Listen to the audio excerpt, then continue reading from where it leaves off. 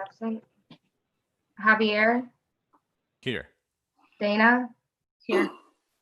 Carol, Here. Namdi.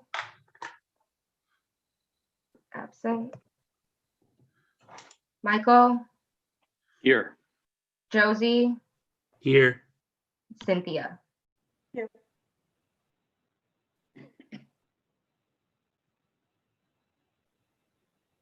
Thank you. Is that quorum? Okay, awesome. Thank you. The first order of business is the approval of minutes from September 29th, October 6th, and October 20th.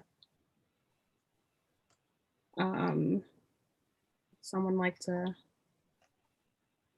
Move to approve the minutes. approve the minutes? Thank you. Second. Can we vote on that? I'll second it. Would you like a roll call? Yes, please. Thank you. Lois, Yes. Elizabeth, Yes. Booker. Absent. Dan, Yes. Nick, Yes. David, Yes. Alex, Yes. Carmen. Absent. Javier, Yes. Dana, Yes. Carol, Yes. Namdi, still absent. Michael, Yes. Josie, Yes. Cynthia. Yes. So the first thing on the next thing on the agenda is introducing our new staff assistant, Noah Kofi Coffee more. Moore, thank you. Who can't be with us tonight, but they are the newest addition to our commission. Lower, Annie. I'm sorry. Okay, I thought someone said something. So they will be with us in the future, but they could not be with us tonight. They are a Hampshire alum and are currently doing some community-centered work in Philadelphia, but plan on joining. They're from this area and plan on coming back to this area. So you will be able to meet them soon. Dan, do you want to say anything else about Noah? Noah is seemingly very invested in community work, in centering marginalized voices in a lot of their work and building community consensus. They have a lot of experience doing all of these things, and hopefully we'll be able to build on that, but they also do have the administrative experience that we're going to need. So going forward, we'll be able to sort of reach out to them rather than to Annie and Laura, who are still doing an immense amount of work for us behind the scenes. But we'll have somebody who's dedicated to supporting the commission and doing all the things that we need done on that administrative end. So hopefully you'll get to meet them relatively soon, just to have everything all squared away. But we do have them. They officially started at the end of last week. But I think that's. I did forget. There's one thing if we're introducing new people. I don't think everyone has met Carol Owen yet. They're replacing Larissa on the commission. Larissa had to step down from time commitment, so Carol is stepping in and also taking over Larissa's position on the subcommittee. I think it's for alternatives to policing. I think. Yes. Awesome. Just wanted to give that because we have new people, just to introduce everyone so that everyone knows their names.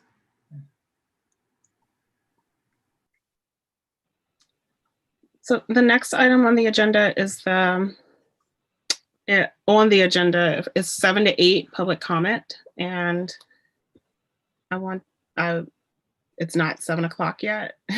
So I'm feeling hesitant to start it before 7 o'clock because I don't want folks to come at 7 o'clock expecting that to happen.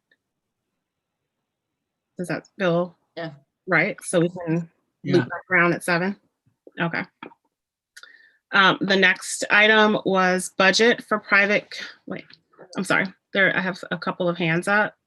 If they are for public comment, I'm going to ask if you could put them down and then I can call on you otherwise. Okay. Feel free to put them back up at 7. The next item was budget for private counsel follow-up conversation. We did have an opportunity to reach out to the mayor about what would be the process for that if that was something that we decided to move forward with. And I had notes about what his response was. I think he wanted maybe a little bit more information about why we might need that. And the counsel that the city uses is contracted by the city and is not a city employee, is what was shared. Would anyone like to, I guess, talk through that a little bit more?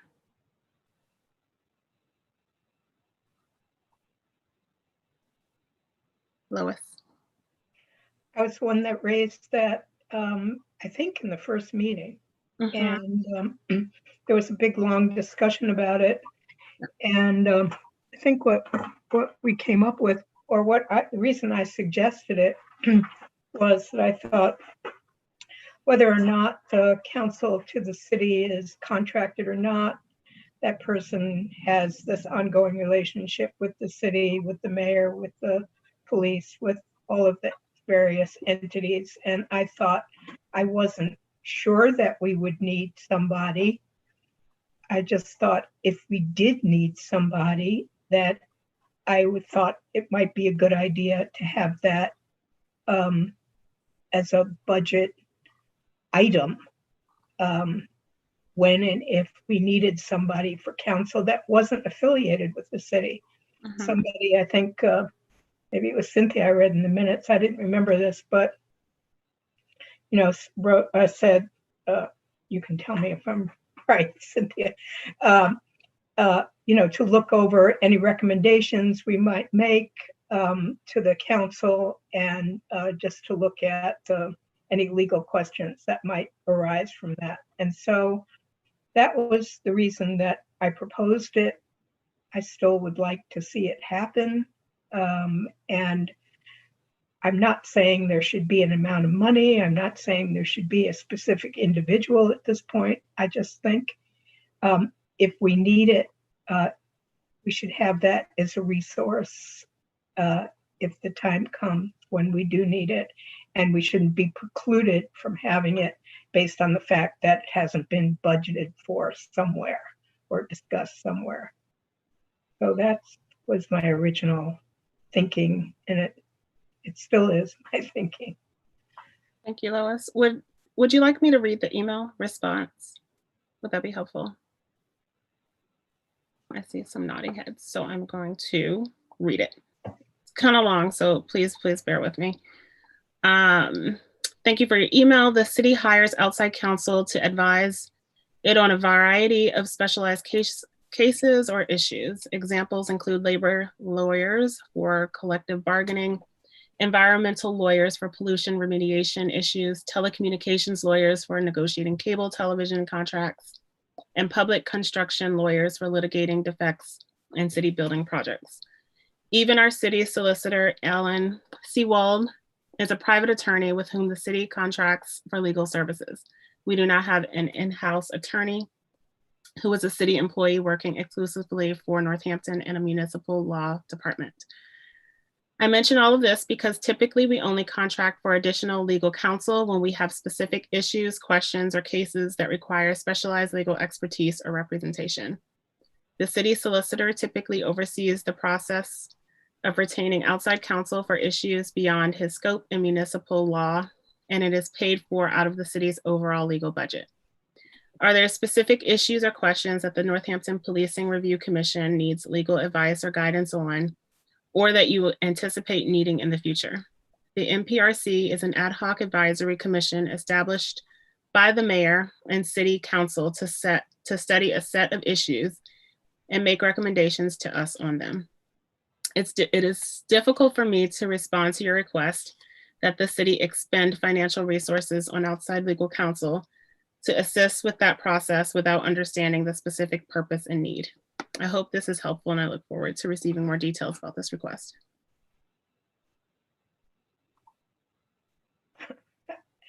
I mean, I don't know what to say about that. I mean, in a way, what I'm saying is what I think is the answer. It's not a specific question at this point. It's just in anticipation that we may have that, and to put a little pin in it in the budget. And so that is my point. And I mean, if what the mayor is saying, which sounds like he is that there are all of these examples when outside counsel is hired, then it seems like this could be one of those examples. So I don't know what else to say about it other than that. I don't know if anybody else wants to respond any more than that.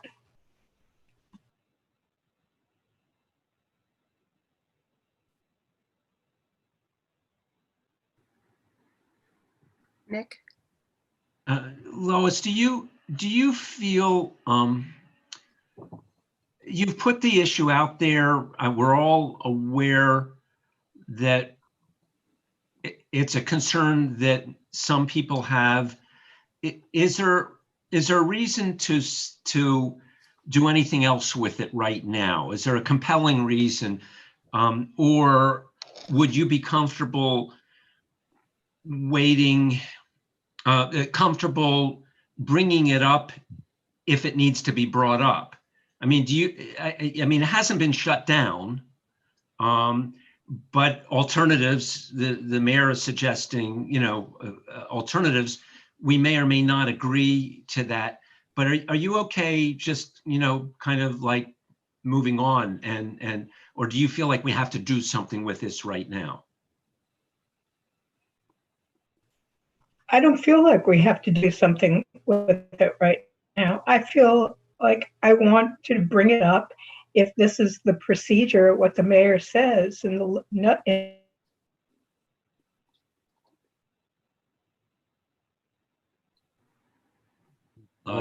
He froze.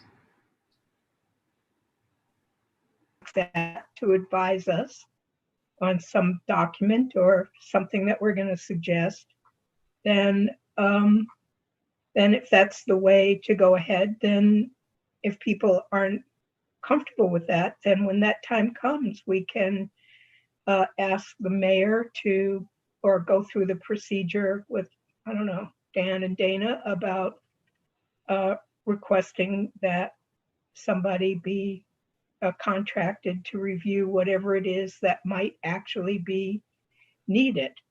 So I'm all right with that. I just felt like it seemed like a good thing to have as a possibility should we need it out there. Thank you, Lois. Javier, and then Dan. Dan was first. Oh, sorry. I'll make this real quick. I think the concern that we had started with, it wasn't necessarily that we wanted to immediately hire somebody, but just to understand what the process was and to start the sort of the gears turning, just in case there was a need for outside counsel, if there was a conflict between what might be identified as city interests or a department that the city represents, and our own interest as a commission or members of the commission related to this work. And if there was a conflict that might present itself to the solicitor or somebody representing the city. So I think at this point, we've at least started, we've got the conversation going. I think we can maybe reply with examples from other locations that might have been the sort of inspiration for that concern, or other examples locally, but like we don't have a direct concern now. We haven't really done anything for anyone to react to at this point. And so I think putting our, like, we started at least the process of understanding what might be. So I think that's sort of where we are now. And I think that was the whole purpose of this. Thank you, Dan. Javier? So I'm okay with this, but to move on from this. But the reality is that for me, it's really unclear, based on that email, if we're being told that I have all these examples of departments in the city using legal advice. None of them is a commission. None of them is it's a subcommittee or a group of people from the community. So I'm concerned, not necessarily about moving on and opening the conversation. I'm concerned that a conversation would be postponing this would be useless if we don't get clarity if we would be able to do it or not as needed when we need it, and that's an issue. Because at the end of the day, we can table this and get back to it when we have the issue, but we're gonna run into the same problem, right? So rather than clarifying that we need now counsel and how much money, I would like to understand if, from the point of view of the mayor, we're gonna be considered the prerogative of bringing this to him and the council, and maybe getting specifically in situations external legal counsel, because that's not clear for me from the email. Thank you. Lois? I agree with you, Javier. You're right. Thanks, Lois. No, you're absolutely right. I mean, I didn't hear that. You're correct in pointing that out. And so I think it would be good to get clarification from the mayor on Javier's point, because if I'm, without having Javier's point, I was saying that I thought we could go ahead if in fact it's needed, but maybe we can't, since we're a commission and not a department. And so I think it's really, I think his point, Javier's point, is well taken, and it would be really good to get clarification on that from the mayor. So thank you, Javier. So would it be okay if I respond? I'm sorry, Cynthia, you can go. Yeah, I think you were leading into it, Dana. I would agree with Javier, and I think Lois as well. The mayor gave us a process, and now we know the process. And so we just had a couple of questions about the process, and I would think Dana and Dan can clarify those questions for us, one of which is sort of salient. Are you saying, Mr. Mayor, that we as a commission cannot do this? And so I don't want to get into any nefarious things here, but just a clarification, and then we can move on. And I think what I brought up initially was the last thing I want to have happen is we have a wonderful list of recommendation and some legal person says you can't do that, you know. And so that's what I was personally trying to avoid. And who knows where this road is going to take us. We just don't know. But I think Dan, clarification would be great, and then we can move on, in my opinion. Thank you, Cynthia. Alex? I would specifically ask in that email, because I think my reading of what the mayor says is that the city has contracts with various lawyers, and were we to say we have a legal question, that he would get that question answered. But if we decided we wanted a second opinion, would that request be honored? So that's to put that question in there seems important. And we don't know what it is yet, but And maybe he wouldn't know either, if, depending on the cost and such. But that's the information we want. Thank you. Javier? I would agree with Alex. The only thing that I would not agree is this should be our first opinion, not the second opinion. For the same reason that Cynthia said, and Lois said, we're trying to reform a historically white supremacist institution, right? I personally, I don't know you, but I know that I wouldn't go to the council of that institution for legal advice to reform it. Let's put it like that.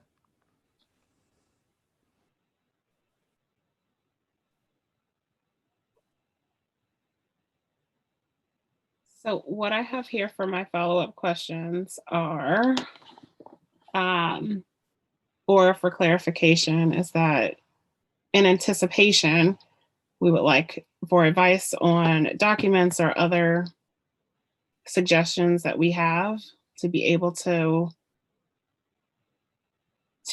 have clarification if even these are okay, like legally okay, or like moving forward before we even recommend certain things. Is that what I heard? My notes are horrible. I'm just trying to get clarification so that when I send this email that we're not going back and forth 10 more times. That will be 6 months more of meetings to get feedback. We might, I think, Dana, what you say is that we might need a legal review from an attorney for some recommendations or some other questions that might arise from the commission. Okay. And I also have, are there other examples of commissions using outside attorneys? Because he did give examples of departments, but not of commissions. And so ask if he has that kind of information. Or maybe just to say, is hiring an outside counsel by a commission ruled out? Is that what he's saying?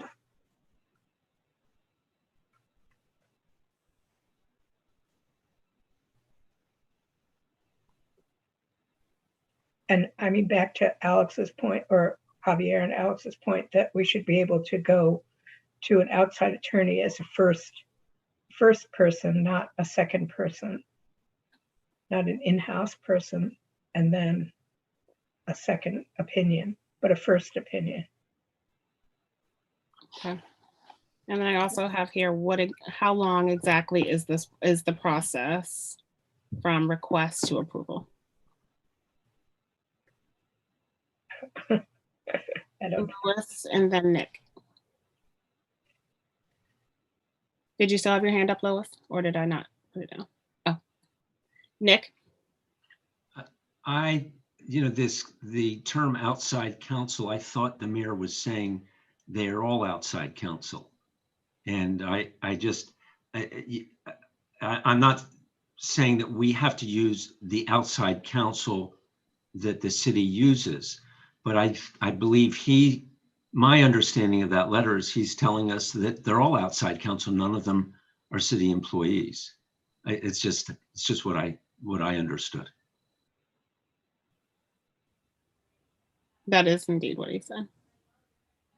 And Booker. I'm sorry, I joined late, so I'm missing this discussion. I missed the initial part of the discussion, and what I might say may be really inappropriate because I missed the beginning of the discussion. This sounds like a theoretical issue of whether we will need legal support or not. I may be misquoting David Hoosman, that unless you know the critical legal question you're going to ask. You don't know what kind of counsel you need. And I'm going to say something really dangerous here. If you had to pay for the counsel, what would you do right now?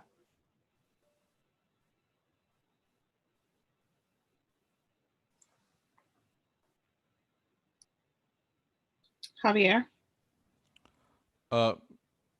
You mean Booker, from where the money would come from? Yes. Who would pay for the legal counsel? Okay. As far as I know, there was a handsome cut to the police budget where that money is not being used. So that's one. An example that can come to mind, it's sort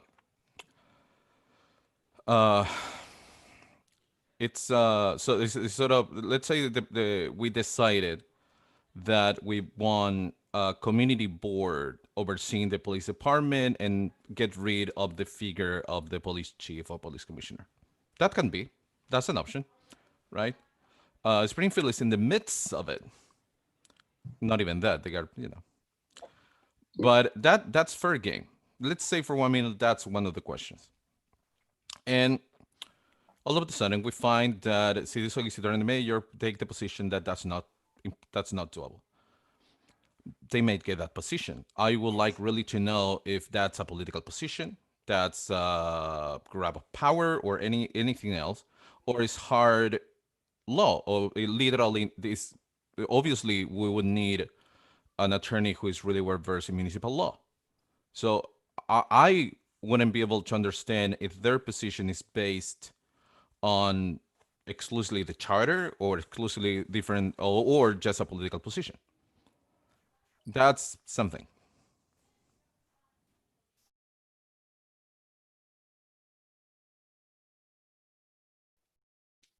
Thank you. I will send these questions over to Elizabeth.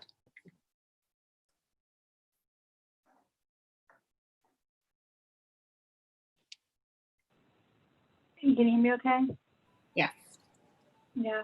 I understand where the hypothetical is coming from. I guess the thing I have no issue with what, the hypothetical, why we might need outside counsel and what that looks like. My concern, I have two concerns. One is that we don't have very many meetings left before we have to produce a draft report on this. So I'm really kind of getting a little anxious around, actually delving down into some of the recommendations that we can actually come up with that will result in being able to, ask outside counsel for those questions. And so I think we are spending a lot of time around the hypothetical without starting to dig into some of the, I guess, the meat of these questions. And I'm just that date of when we need to have a draft report is just really sitting there for me. The other piece is, I think there is a level of, I feel like there has to be a level of extending some level of grace around, that we're all here trying to solve a problem and trying to, solve for an issue, and that there are both the, civic servants that work for the city, and also including, some outside counsel, which I've known some of the counsel that have worked for the city, and they're extremely, people with a very high level of integrity. And so I just feel like there needs to be a level of grace for us to start to be able to move past and start to work together versus kind of focusing in so much on the possibilities of that will be thwarted somehow before we've even come up with a recommendation. So it's more of a comment, I guess, but I'm again eager to keep moving the ball forward here.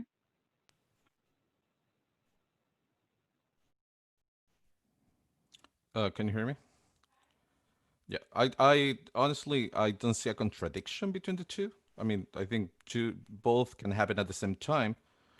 The work that needs to be done in the draft of the that we need to write, and also the clarification of this is even an option, which is at the which is at the end what we're asking, right? That's literally the question that we're asking. Is this even an option? Not now, maybe later. Is that correct? Or I'm misrepresenting what we're talking at this point? That is what we're asking, and we're asking Okay. for clarification. So, so I don't see contradiction between both things at all. I think we can work in what we're working and keep working even better in what we're working, at the same time get good answers to those good questions. Thank you. Lois?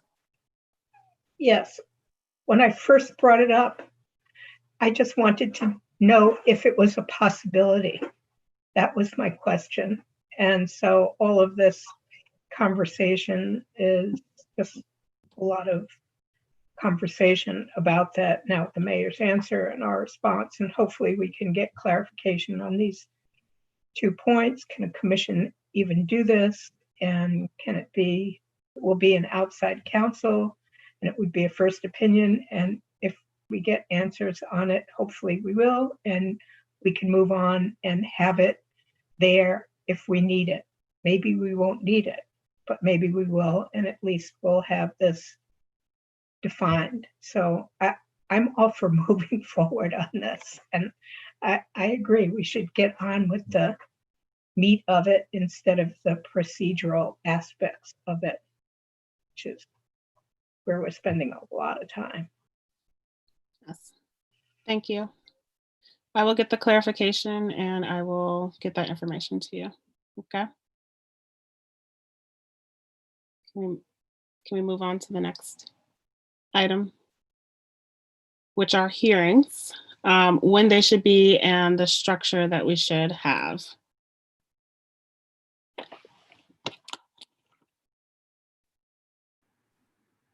So just a little bit of throwing out ideas that I had, a while ago, thinking that ideally we would have at least one hearing before we submit our preliminary report, or very soon, ideally before, but if not, very soon after, so that we can still get feedback from community members and they can see where we're headed, but also that we can really spend a lot of time listening to people, and hopefully have people share experiences and ideas, thoughts that they have really broadly around crisis response, because we always talk about policing, but policing and crisis response are two very separate things that I think at the moment are really intertwined in Northampton, right? You could have crisis response without a police officer. You could have policing that never responds to a crisis as it's happening. And so really thinking about sort of dividing that up and talking about what community safety is, what people want to see in the community, what they see now, all of those sort of things, and dedicating space to it. I do want to throw out one thing, and I'm not sure how to make this happen yet in a safe way, is that we also have a large population of people who do not have regular internet access or access to devices that would be able to join these virtual meetings, but who often experience the worst of policing and experience it very frequently. So one thing that I'm still trying to figure out how to do in the right way is to still have a physical space for people to attend, socially distant, masked, but to still give their thoughts, experiences, and feedback and have that weigh equally as the people who can attend these meetings. One of the thoughts that I had was just a large forum in Pulaski Park, and presumably we could still record that and give people microphones so they didn't need to be near anyone else while they're speaking. But presumably we could record that and still make it available to anyone who didn't want to be there physically. But as I understand it, we would still need a quorum of council member, commission members at some point to make that a meeting that we were having. So that might be something to think about as well. And probably again, on the sooner end rather than the later as we move into a New England, maybe winter. I don't know what season it is anymore. It's so warm out, but thinking about what we would need to do, what people would need to do or what we need to do so that people felt safe in those spaces or attending those if they wanted to, and how we would facilitate those as well. So some of that, and then thinking about broadly what we want to do with the other meetings as well. A thing to note, we are required to have 3 hearings for public hearings, but it's at least 3. It's not a requirement of only 3, so we could also extend those as well, if that's something folks are interested in.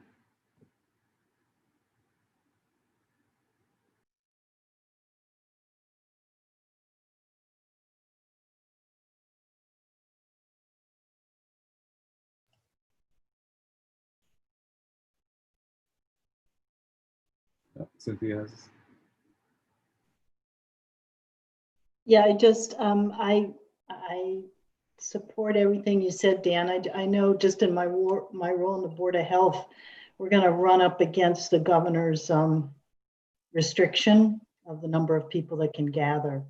So I just want to put that out there. I don't want it to be a roadblock as much as a reality of something that we're undergoing right now with the pandemic. So just want to remind folks of that. Thank you, Cynthia. Lois? How many is that, Cynthia? I'm so happy you asked, and I can't remember, but I'll look it up. It's probably around, I think it's 20-25 or something like that for an outdoor gathering. It could be less because he just dramatically reduced it on Friday. So while folks are talking, I'll try to noodle around and find that exact number. And numbers are going up by the day. Yeah, the numbers are very, very serious. So I just want to put that out there. We're at a real crucial point right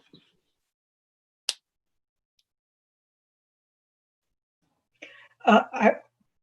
Well, that's really logistically, I wonder how we could do that. I mean, I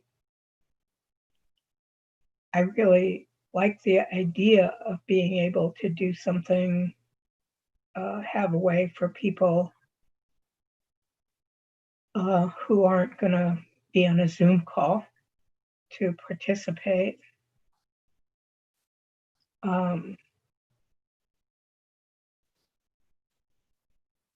mean, maybe it can be done through people's phones and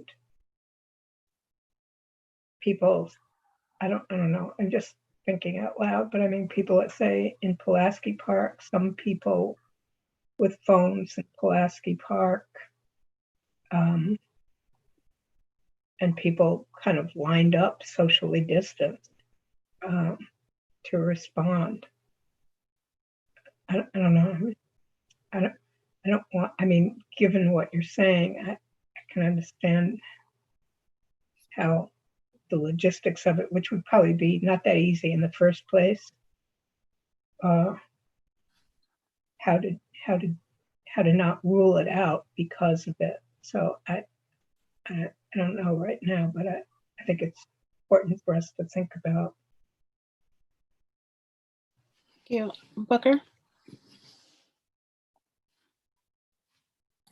This was a difficult issue even pre-COVID of how to bring voices that have been not in the center or marginalized, how to get them into the conversations that we would like to hear.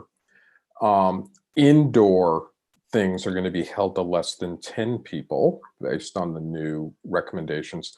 So even if we, what we would have done a year and a half ago is please go to the library and there will be a site that you can call into. The library is closed. Go to the senior center and do something. The senior center won't be able to host more than 10 people. So this is going to be a real challenge.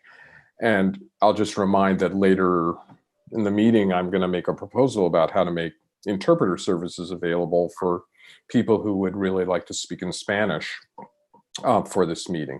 So, but the ways that that's going to be possible are going to be very limited for a lot of structural reasons and institutionally racist reasons in terms of access to ways to being able to communicate.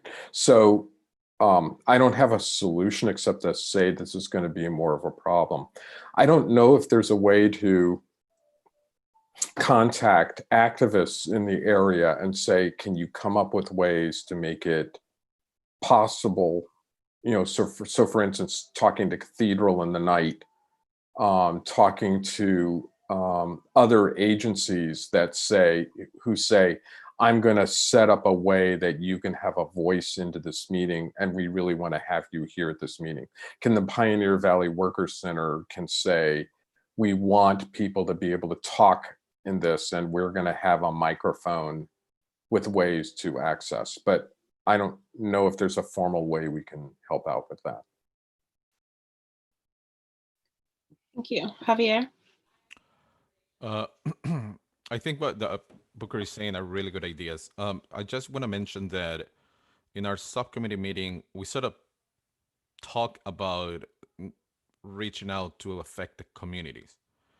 And one of the things that we talked was that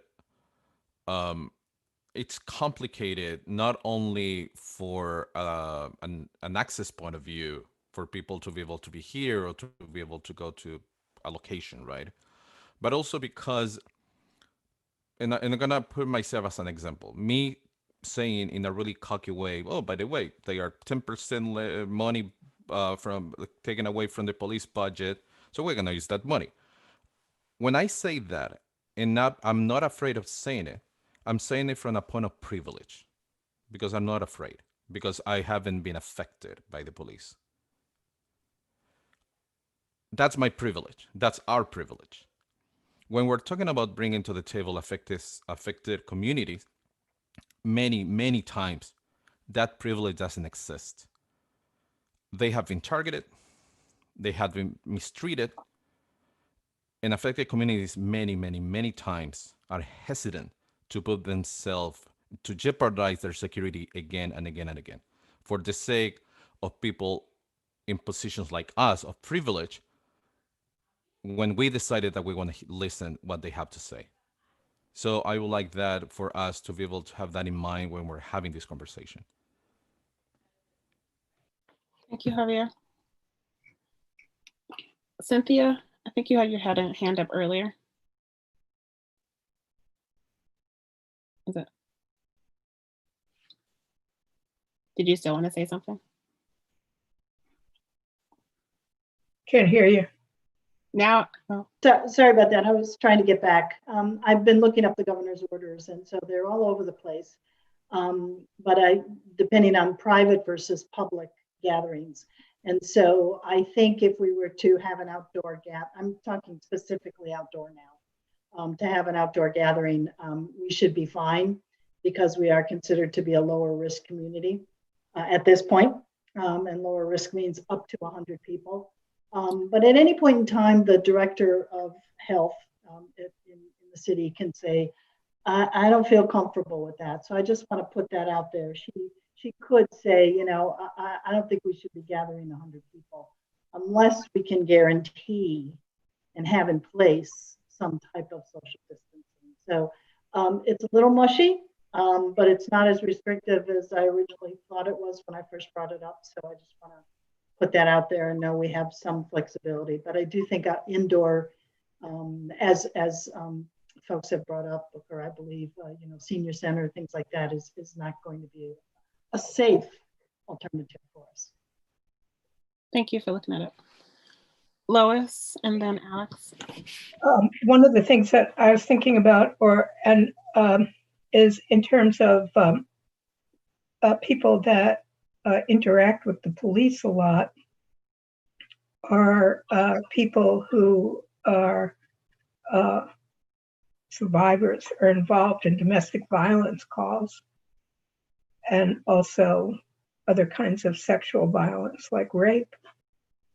And I remember during the hearings, the defunding hearings, there were a number of women, and I've spoken to other women who have said that their interactions with the police during those calls were very unsatisfactory.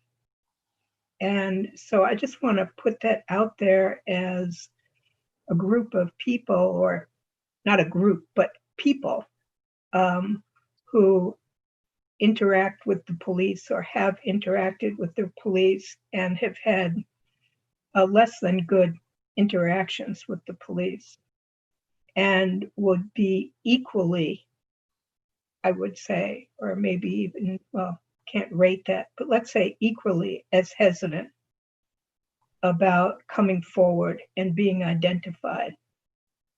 And I remember everybody that spoke about their interactions during the hearings wasn't identified, didn't identify themselves, or only by their first name, and didn't have their, cameras on.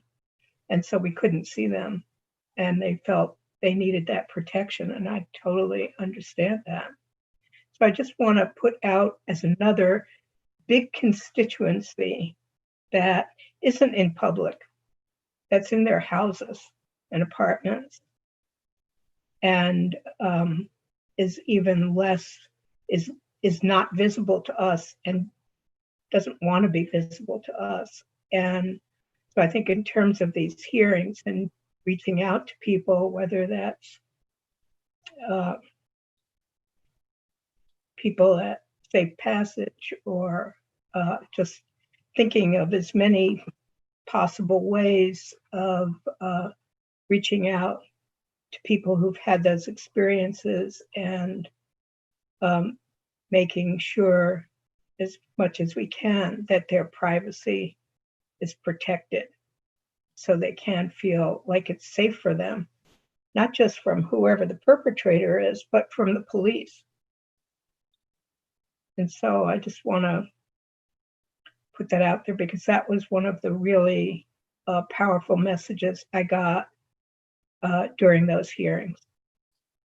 I don't want to forget them if we're only talking about people who are dealing with the police that are on the street. Let's talk about people that are in their houses. Thank you, Lois. Alex, and then Dan. Yeah, I want to echo Lois's comment about anonymity and that being an option, and a couple of ideas. The option to send in a message, like record a video ahead of time, or a phone line, like voicemail that could, people could call and just record, potentially anonymous comment. And I think, yeah, the other was a public comment camera in Pulaski Park, and inviting folks that don't have access to Zoom to come at that particular time. I think is also a good idea.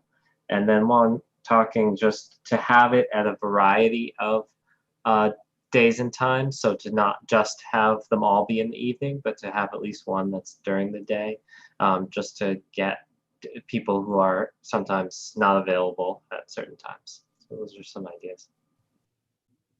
Thank you. Dan? I want to respect that we have like 6 minutes, so I'll keep this pretty short. I think one of the things that we should note is that the public hearings are not the only ways that people can make comment and have that become part of the record. And so there's different ways that we can accommodate anonymity. In the council meeting, there were a couple of people who were using pseudonyms, and thinking about different ways that we can collect that information, having people have a space to submit comments into a form that doesn't track their identification, having them send in emails, having them record comments. They can, setting up a number that they can call just to leave a voice comment, as well. That can then be, aggregated. Not aggregated. She's disseminated to the commission, hopefully in an organized way, so that we can still understand the sort of sentiment that's happening and sort of understand all of these things collectively, because it's hard when it's sort of piecemeal one at a time to see the whole. So there's other ways that we can also accept comment.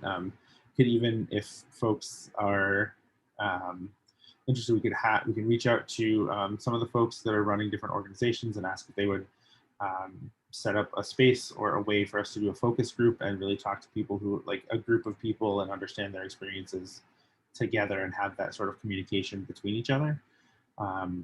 And those can all exist outside of the specific hearings that we are mandated to make or to hold. I don't think that's a bad thing, because I really want to encourage people to share and not just share experiences, but also information and aspirations or their goals and their understanding of what safety is and community is. That doesn't necessarily involve the police. So I think just to make sure that we're all on track, that there's a multi-pronged approach to this. And the hearings are one way, but they are not necessarily the only way. So we don't necessarily have to have a perfect solution in place to schedule out at least a couple of the hearings either. Thank you, Dan. Javier, I'm going to let you go. And then right after Javier, we're going to go into public comment, because it's 6:57 and that's from 7 to 8. And then after that, if we can then maybe look at schedule. At 7, I have to sign off at 7, Yep. right? So I want to echo what Dan said. There are people, organizers working in Northampton with affected communities already. People who are working close next to them, helping them every day, related to homelessness, related to sexual assault, domestic violence. I think that's a good starting point. I understand that we cannot come with the perfect solution, but certainly we should try the hardest to accommodate, to be able to be as inclusive as our reality allows us. Thank you. Thank you, Javier. Was that a wave, or do you have more to say? Bye. So we have 2 minutes until public comment. I guess I just want to maybe ask in this minute that you have to look at your calendars, so maybe we can start at least thinking individually about what dates might work for us for public hearings. And we wait.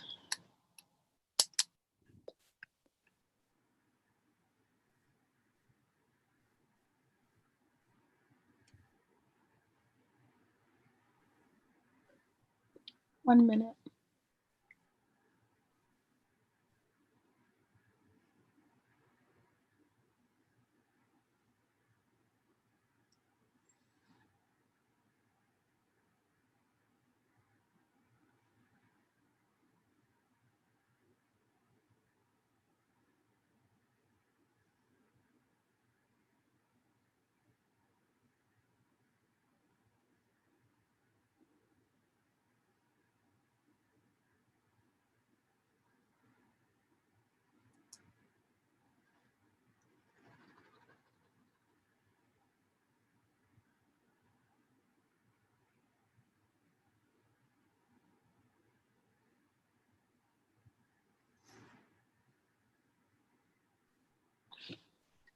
It is 7 o'clock.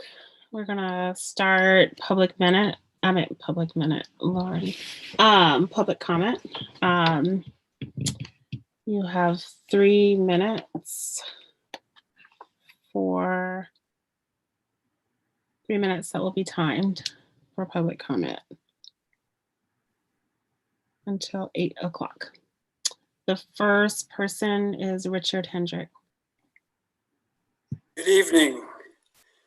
We have a vice president-elect and we have a president-elect. Hallelujah. I believe that we have been given more time to do it better and that it is going to look very different. Albert Einstein is wisely credited with saying the definition of insanity is doing the same thing over and over again, but expecting different results. Yes, I do think you would be really well served by having availability to an independent counsel. I have put the bee in the bonnet of one potential source, giving them an easy citation to the conversation that surrounded this matter as found on Northampton Open Media. I smiled, realizing that this conversation brought out the elephant in the room. What is your role? What is your authority? What are you boxed into? How far can you go outside of that box? How are you going to do the dance? Maybe sometimes it's wise to dance around the elephant in the room, maybe not. Maybe sometimes it just leaves, maybe not. I was compelled to rehear the voices of the 150 people who commented on the June 3rd and 4th Zoom budget hearing. I reviewed that 7 hours again. Powerful voices. Why compelled? Because I'm thinking when you get onto your agenda to the specifics on public hearings, you want to make sure that you reach out to these 150 who represent so many others. These that want really precious little, if anything, to do with a commission. Mohammed is going to have to go to the mountain. I have taken the liberty of reaching out to this group. I have passed on to you the seed that I have planted. Thank you. Thank you. Jose Adestra. Hi, can you hear me? Yeah. My name is Jose Adastra. I live in Northampton with my family. I organize with Western Mass, BIPOC Advocacy Council, and I'm a board member of the Forbes Library Racial Justice Advisory Group. I advocate for houseless individuals and groups discriminated against by police and state violence, and I'm also involved with numerous decarceration and mutual aid efforts across the state. I come from a long tradition of community organizing and advocacy. My mother worked for the Holyoke and Springfield housing organizations for 2 decades, and she's now a city council member in Holyoke. I've been organizing for over a decade locally and internationally, providing mutual aid services to at-risk communities and networking with faith communities across the world. My family's been directly impacted by the carceral and policing systems of violence. My father, uncle, step-grandfather, and cousins were in prison before I was born and remained in prison until I was a teenager. And the damage that did to our relationships is still, it's still costly. I come to meetings to advocate for those in the city of Northampton who are being actively discriminated against and over-policed. Organizers and individuals have been commenting since June or sooner in some cases, and have made virtually identical complaints and requests. We have heard endless public comment from them. We need resolutions to be passed that mandate the immediate cessation of over-patrolling and warrants charges issued to houseless individuals, which is how they trap them into cycles of recidivism. We need the arrest records and policing history of Northampton officers to be digitized and accessible by the public. We need to push for independent legal counsel like they were talking about. Stop listening to people that the mayor pays, because the mayor is laughing at this council because it doesn't have any real power. The mayor has laughed off every legitimate complaint that he has received from people of color in the past couple of months. And we need to assure that no money is reallocated back into the same white supremacist structure, the mayor and his lawyers, with no lack of accountability to the constituents or even the city councilors themselves. I would like to see the mayor stop bullying the city council and stop making them believe that they don't have any power, or that the charter somehow dictates that the mayor has supreme authority over the council, because that is an interpretation given to you by the person that the mayor hired and pays. Thank you. Thank you. The next person is telephone number 413-582-7081.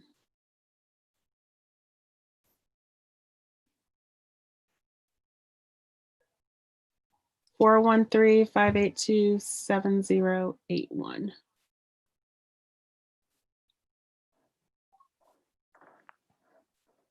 I will come back to you.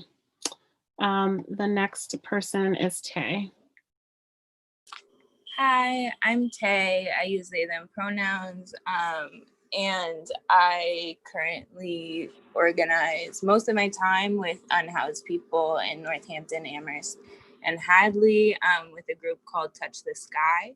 And I keep hearing from a few different commissions and the city council that, and the mayor has pushed this before, that like we need to either pay people, professionals, or just have people go in and kind of like research unhoused people and what's going on. And I think that's just really dangerous, and that happens a lot, and that happened with the mayor's panhandling study, and that was really really shitty and violent. And I think so I think if we can avoid that, that'd be great, having outside people go into these communities with just asking for knowledge and information. And I think there's a lot of reasons why people aren't, we've had people, unhoused people, come on this commission before. And it's really taxing for people, and people also can't share. A lot of people don't want to come because they can lose their access to social services. They can experience increased police harassment. And if they do speak, they don't want to speak about any of the real stuff that is hurting them due to possibly experiencing that even worse. So I want to speak on that's why people aren't coming. We do in our organizing, because a lot of people don't have Zoom or don't have data, we go down, and if there's a Zoom call, we use our phones for people to be able to get on. But I'm happy to compile, I know there's endless stories of stuff and that people want out there, but do want it with anonymity, whatever that word is. But so I'm happy to compile people's stories as someone who knows a lot of people downtown, a lot of unhoused people downtown, and works in the community every day, to share with this commission instead of people going in and doing a public comment down there. I think that might be a better option. And then if people want to speak, I'll just bring the Zoom call there. But I think too, again, like there's some basic stuff that we need right now. We need, the water was just turned off in the park. We need the water to be turned back on. Water, right to hydration is a basic human right. We need the camping ordinances to be repealed now.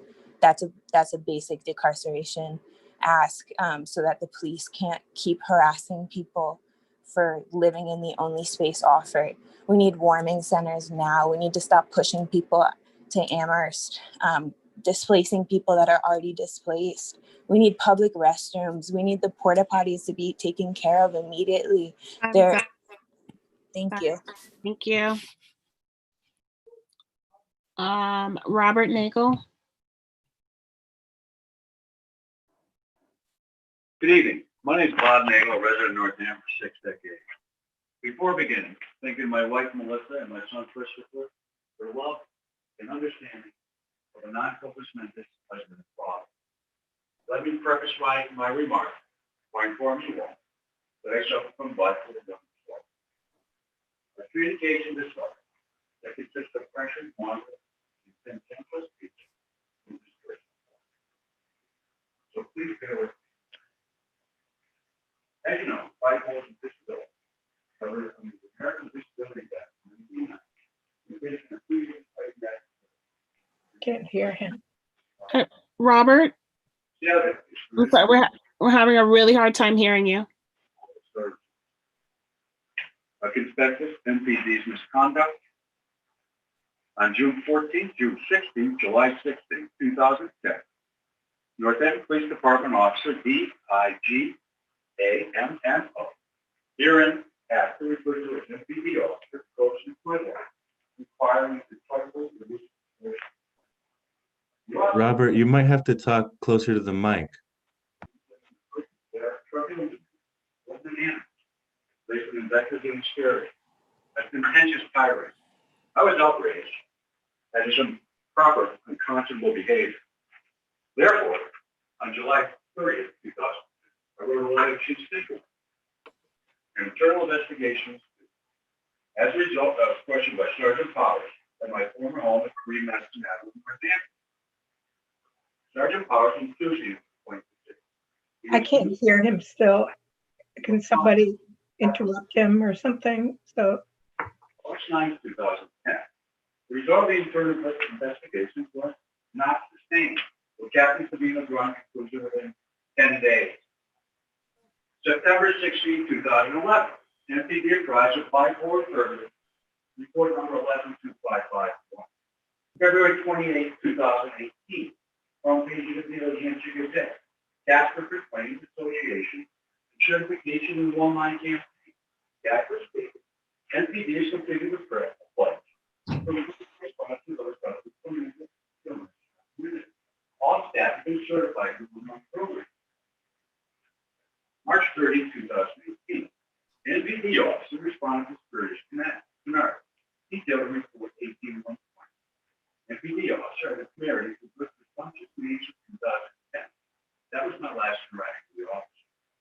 Unfortunately, he addressed me for the middle of Madison Avenue with snarky important proclamation saying all people know their rights must go. Appointing this information, stigmatizing and embarrassing, having a detrimental impact upon my psyche. This entire Robert, excuse me. Mr. Romney's nature. Hello. 20. May 31st, 2018. Another Sorry, Robert. courteous, improved, and judicious deportment on May 30th.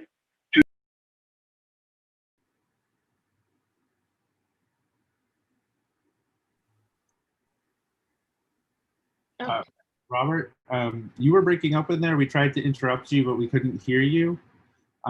If you have the opportunity, if you send your statement into the Northampton Policing Review Commission, we can get that as text. Just because we didn't hear really anything of that statement. So please feel free to reach out to us with that. Thank you. The next person is Patrick Waite.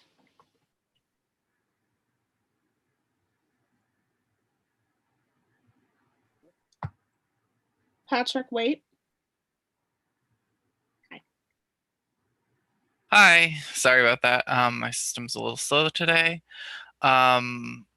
Firstly, I'd like to echo our unhoused population activists who've spoken before me, because that is one of the most vulnerable populations we have in our community right now. Secondly, I'd like to thank you all for being here. This is a lot of work and I do appreciate it. The reason I'm commenting tonight, and this is probably not the right forum to bring this up, probably would be more suited towards the city council, but I'm going to say it here as well because it's something to think about. I'd like to bring up something that I noticed in the past few weeks because of the election, in particular the relationship between our law enforcement and selective enforcement of the mandatory mask mandate downtown. It seems that this ordinance was only being enforced based on favoritism and not recognizing the need or requirement to help protect the community as a whole. I was deeply unnerved to have heard reports of rally goers spitting on protesters and then it being called a victimless crime during a pandemic. Considering in New York City, this is considered a form of bioterrorism. My ask would be this, that y'all consider the best way to encourage community safety and search for solutions, as the department that is currently being tasked with observing these ordinances is at best unable or unfit to perform this task, and at worst a partisan party that is actively working against the best interests in regard to the health and safety of Northampton. Thank you, and I yield my time. Thank you. I'm coming back around to 413-582-7081. That's Hildegard Friedman. She usually speaks at City Council as well. I think on her phone she has to hit *9. Hildegard, if you can hear us, you can hit *9 to unmute. It's your turn.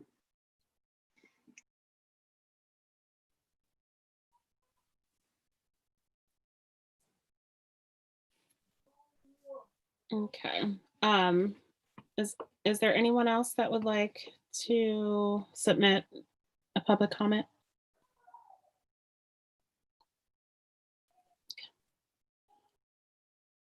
Okay, we're going to move back to our agenda regarding public hearings and when they should be. Can I suggest that maybe we figure out a day and a time to do these, and then we can figure out the logistics after that? As a suggestion, unless someone has another.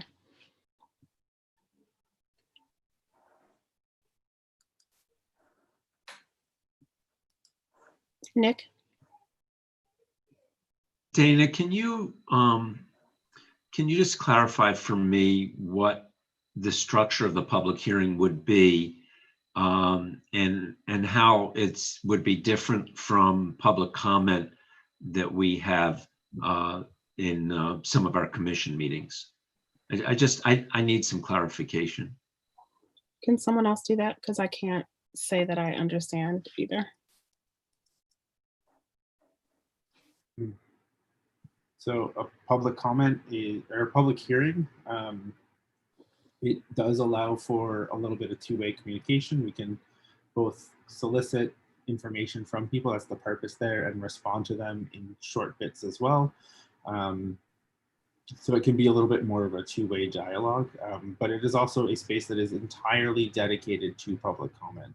So in this case, tonight where we have a sort of structure that's only 3 minutes and it's very short, because we do have other things to talk about. This would be us entirely focused on listening to people, understanding them, and really understanding the issues. But it's also dedicated just to that space. We can also use that to present information as well, which could be the preliminary report or highlights from it if we put a preliminary report online and then highlight some of the key issues or where we're looking to go as well. Thank you. Booker? Could we, so I don't know if we know what it should be. And I guess one thing we can do now that we have some time to talk about it is, what would we like the public comment to be? I've got to say I'm uncomfortable about saying people can speak past 3 minutes, and I'm also uncomfortable about having a dialogue with the discussion that's going on. I thought public comment was because there's a lot of feeling in the community, and which led to really long public comment sessions for the city council meetings. So maybe we can envision what the public comment might be. Tonight we would have a lot of empty time if it was going to be a 3-hour space for public comment. So maybe we can talk about what we would like it to be, what we would like to hear, and what kind of preparation we might need to do to stimulate a meeting that might bring up more ideas. Thank you. Lois? I think that's kind of what we were getting to earlier in terms of kind of categories of people or concerns. Dan, when he started out, he said, he mentioned crisis response, and then I don't know, you can say them again, Dan, which would be great. And then people's experience. I would like to hear people's crisis response, people's experience with the police, and then also how do people envision their personal safety and also community safety. And I mean, maybe there are other categories, but I mean, ideally, and maybe this is not possible, but if we have, when we have hearings, to put out these questions or statements or something about things that we would like people to speak about. And I mean, I don't know if there's any way to say no, you're not speaking about this now, but you could speak about it later, but at least to try to frame each session or each hour, maybe, I don't know how many hours it would be, but let's say it's 2 hours. 1 hour for this and 1 hour for that. So that's kind of what I'm envisioning in terms of trying to put out some specific ideas that we would like people to address as specifically as possible. Because as I said before, I would like to hear what people's actual interaction with the police are going to be, are. And that's part of what I hope the hearings will be, and that people will feel comfortable in all these different ways that we talked about expressing that. I also like the idea of maybe doing, outside focus groups or something like that, so people can feel comfortable doing, all of these different things in addition to the actual hearings. I don't know, when is the first draft of this report? When is that? What's the date of that? Is there a date? December 17th, I believe, 17th or 18th. December 17th or 18th. Mm-hmm. That's like a month away. Yeah, 5 weeks away. I mean, so that's very soon. I mean, at some point, I guess we're going to need to talk about, I mean, I know it's off the subject, how in the world we're going to do that. Is each committee going to draft something? Anyway, we can talk about that during the subcommittee reports maybe. But anyway, so that's how I envision it. And then to do the kind of outreach that we need to do so that people most affected feel like they can speak and speak anonymously if they want to, protected, they're protected. Thank you, Lois. David? I don't disagree with anything that's been said, but I think Dan has drawn an important distinction between public comment and a public hearing, in that public hearing can be interactive and that we can reach out to specific people. One thing I would like to do is to reach out to other communities that have undertaken the process of police reform, reimagining, whatever description you want to give to it. I volunteered to do this for our subcommittee, and what I found, without just scratching the surface, is that this is all the rage. Everybody's doing this, and cities and towns all around America are engaging in this. And I would be interested in hearing from some of those who have been out ahead of us, what they've done, how it's worked, what problems they've encountered. For example, Eugene, Oregon, which is a much bigger town than us, 170,000. They've had this program that they've been doing since 1989, which has dramatically reduced police involvement in ordinary calls for people without houses and people with mental health issues. I mean, maybe we could get somebody to come into our Zoom meeting and tell us, how did this work? What problems have you had? What problems do you have going forward? So, anyway, I don't mean to cut off public comment, but we're, I think, getting a lot of it. We've had plenty of it already, and we're going to continue to get it at every meeting. So I would like to see the hearings focus on perhaps things like that, where we are not going to get in the public comment period.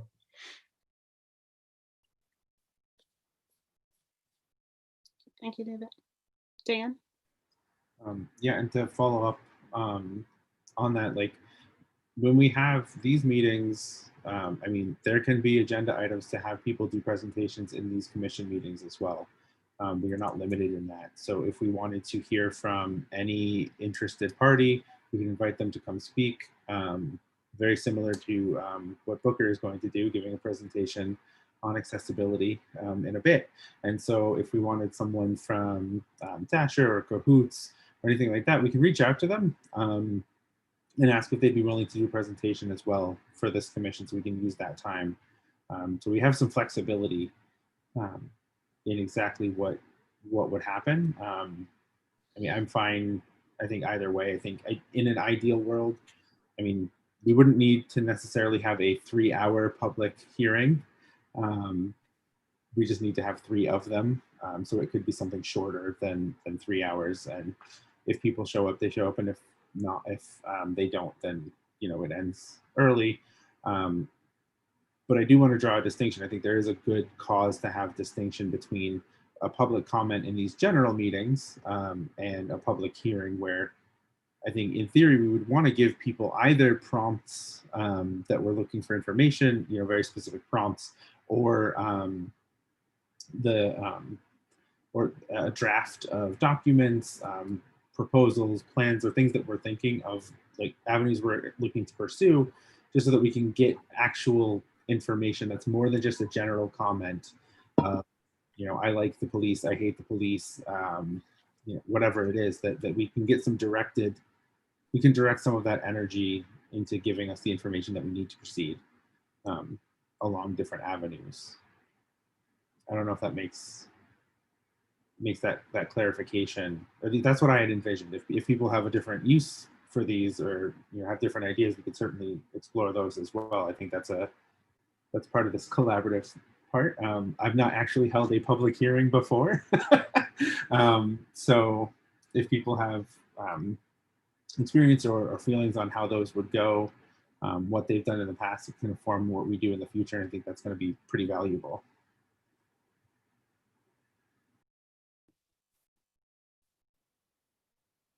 Thank you, Dan. I second Dan. If someone has experience with public hearings, that we can share how that has gone. Nick, you look like you want to say something. Well, I'm having a number of thoughts. One is that I'm wondering, Booker, if you have any experience with this in your work with the city.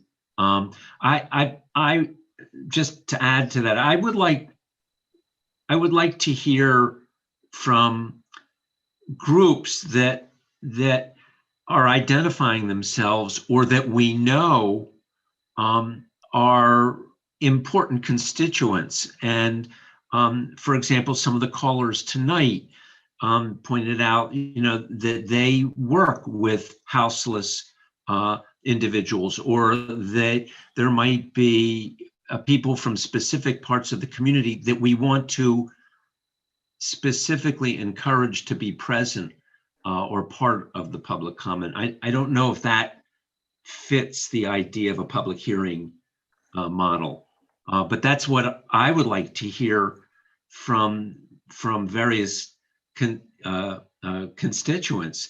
I also want to, and maybe before we end tonight, to start talking about how we might start talking about bringing people in with specific expertise that we want to hear from to the commission, for a chance to hear from them and to talk with them. Go ahead, Booker. Is it okay, Dana? Yep. So the Human Rights Commission tried to get more information from different communities within Northampton about what did people view as to be human rights issues that dealt directly with them. And we actually had a number of meetings that were sort of based in different wards in the city to try to talk with people and find out what they thought. It was pretty disappointing. And what I mean by disappointing is there were never more than 7 people in the room. I actually met with Ward 7, and there were 5 people there. They were phenomenal people, and we had a phenomenal conversation. But what we were hoping for really didn't happen. I also went to a Ward 2 meeting and a different ward meeting, and there were never more than 5 or 6 people in the room. So in terms of bringing in, we were hoping and planning for 20 to 25 people in the room talking about things. It was really, and that was when we didn't have to wear masks and everybody could sit in the same room and things were sort of easy. So it's really hard, I think, to find a way to bring in diverse opinion. I'll just say right here that in my community health practice in Springfield, we've been polling our patients on what are concerns to them, and police is not a concern to my patients, and I'm really surprised about that. They feel protected and sort of different from the advocacy that I hear here. And by the way, I know there are big problems with the police, and there are big problems with the police in Springfield. But my patients, or at least are saying to whoever is interviewing them, and there may be a lot of reasons that Javier has already brought up why they might say what they're saying, that this isn't an issue. And I don't think we're going to get that in this space. Now, I'm going to make a radical suggestion here. I think I would like us to hear the reports of each of the subcommittees, because I think what might happen is we may come up with an agenda for public meetings where we discuss more in detail what each subcommittee is sort of moving with. And I've got to say, my subcommittee, we're hearing a lot about ways of doing mental health related issues differently. And there has been public comment that sort of has focused on that. That's quite frankly made our committee make a swerve a little bit, I think. So, I mean, we'll talk about that later, but I'm wondering if that's happening in the other committees.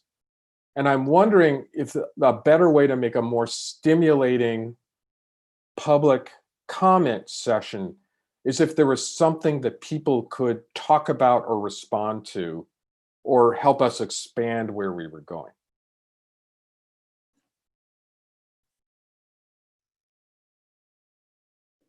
Cynthia? Yeah, thank you for introducing that, Booker. I just want to give you the example of numerous public hearings that the Board of Health has conducted, and they are always 100% conducted in reaction to something specific.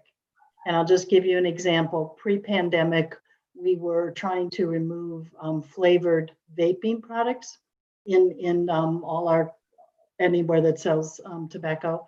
And terrible, awful problem with vaping in the schools. I mean, kids vaping during class. So we invited every single retail establishment that sold vaping products and told them the date of the hearing, gave them a copy of the policy, I think something that you were proposing, Booker, so that they knew what was coming down the pike. And that way, I would have to say, and we also invited advocates, anti-tobacco advocates. And I would have to say that this wasn't a discussion, a public hearing, it should not be I'm for it, I'm against it. But it should have those different points of view to make it a true public hearing. But it has to be in reaction, well, I'll just say, my experience has been, it's been in reaction to something. And that's what distinguishes it from what we call our public comments. And that's just the way the Board of Health does it. I'm not sure how other city committees do it, but it has a very different flavor than a public comment. And so we as members of this commission can actually invite groups and say, hey, this is what we're thinking of, this is what we're doing. So just food for thought on how this could be run. Thank you, Cynthia.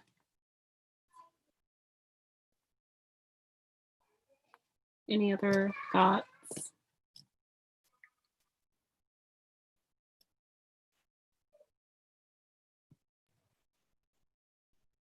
I guess sorry, just realized my camera's off.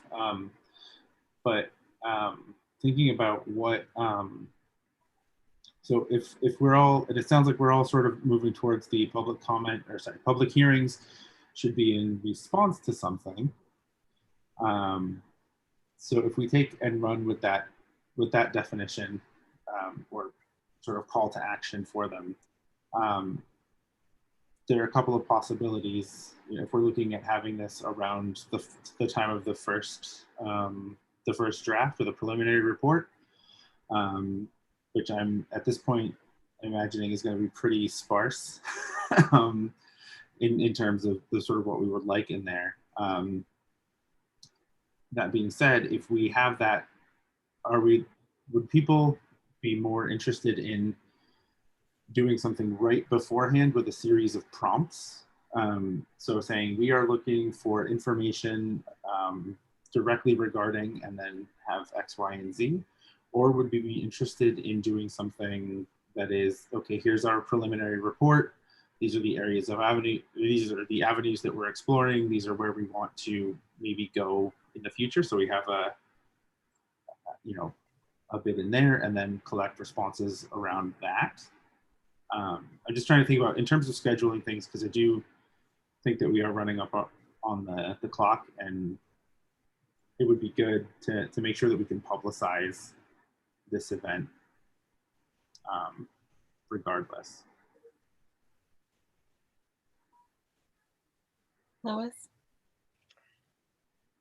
Originally, I was thinking that we would do something before the first draft of whatever it is that we're going to be drafting. And, but now it seems that is, I mean, I don't know about the other committees, but the committee that I'm on, the budget committee, would be very difficult to do a draft right now, and that everything that we solicited, all the information, we have not received. And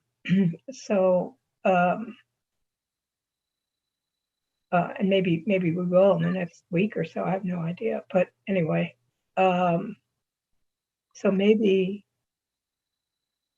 we're better off having it after we have whatever these drafts are, and to spend some time thinking about how to really do outreach to people, all these different ways of doing outreach, and then maybe also combining the reports. I personally like the idea of also having prompts, or some focus, asking people focus, so that we can try to get some frame around people's responses. So I don't know, maybe some combination of that. And just getting back to what David was saying, I mean, I agree. It would be great to hear from people doing, especially if they were similarly situated cities, like something the size of Northampton. I mean, even Eugene is like 5 times the size of Northampton. But to try to find some smaller cities that are wrestling with this, some comparable cities or towns, and I agree, it could be during one of these meetings, one of the commission meetings. I don't think so. It doesn't have to be, to me, at the hearing. So what I'm saying is maybe we should focus on doing the first one after whatever the first drafts are. Thank you, Lois. Nick? Just in terms of just mentioning model cities, model programs, the city of Cambridge has some very well-developed programs reaching out to various parts of the community, and a whole trauma education component to what they're doing. I think they're worth looking at. But what I wanted to just quickly suggest is we're required to have 3 public hearings, as I understand it. It would make sense to me to have 1 public hearing before we come out with any report. it'll probably have little attendance. There will be nothing for people to respond to in particular. I think we can encourage attendance. The group of people on the commission, certainly we all know various constituents to encourage participation.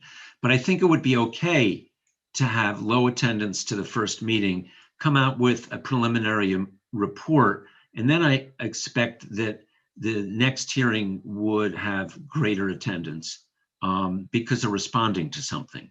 That's just my guess. But my understanding is we're required to have 3 hearings. Thank you, Nick. Carol? Thanks. So just in terms of structuring a public hearing, just thinking back over the years that I've been involved either with organizing a public hearing and bringing legislators in with their proposals that they wanted support on, or organizing the advocacy groups on the outside to get people to come, bus people in and so forth. This is mostly federal stuff that I've been involved with. But it seems to me that one of the things that most successfully gets people affected by, who will be affected by what we're thinking about, to come forward is to invite, as other people have hinted already, to the advocacy groups for these various, say, vulnerable local populations. And we can identify, I think the subcommittee has begun to identify these groups, and Javier, I don't want to preempt the report, by the way, Booker, but Javier has already offered to do an outreach to organizations. That would be for the public hearing for our local input. But the other thing we're talking about here is how to get the voices of people, say at Cahoots, or there's a big Denver's a huge city, but they have a pretty successful, I understand, alternative program. I mean, to me, those voices come in during our meetings, not really during a hearing or a public comment. We bring them in as kind of, consultants to say what their experience, what their narrative has been, what their data has been. So I see that as a separate proposition, just in terms of how to structure and organize this.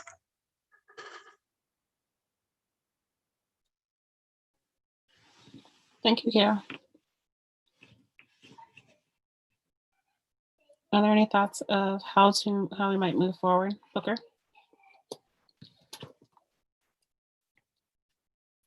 You're muted.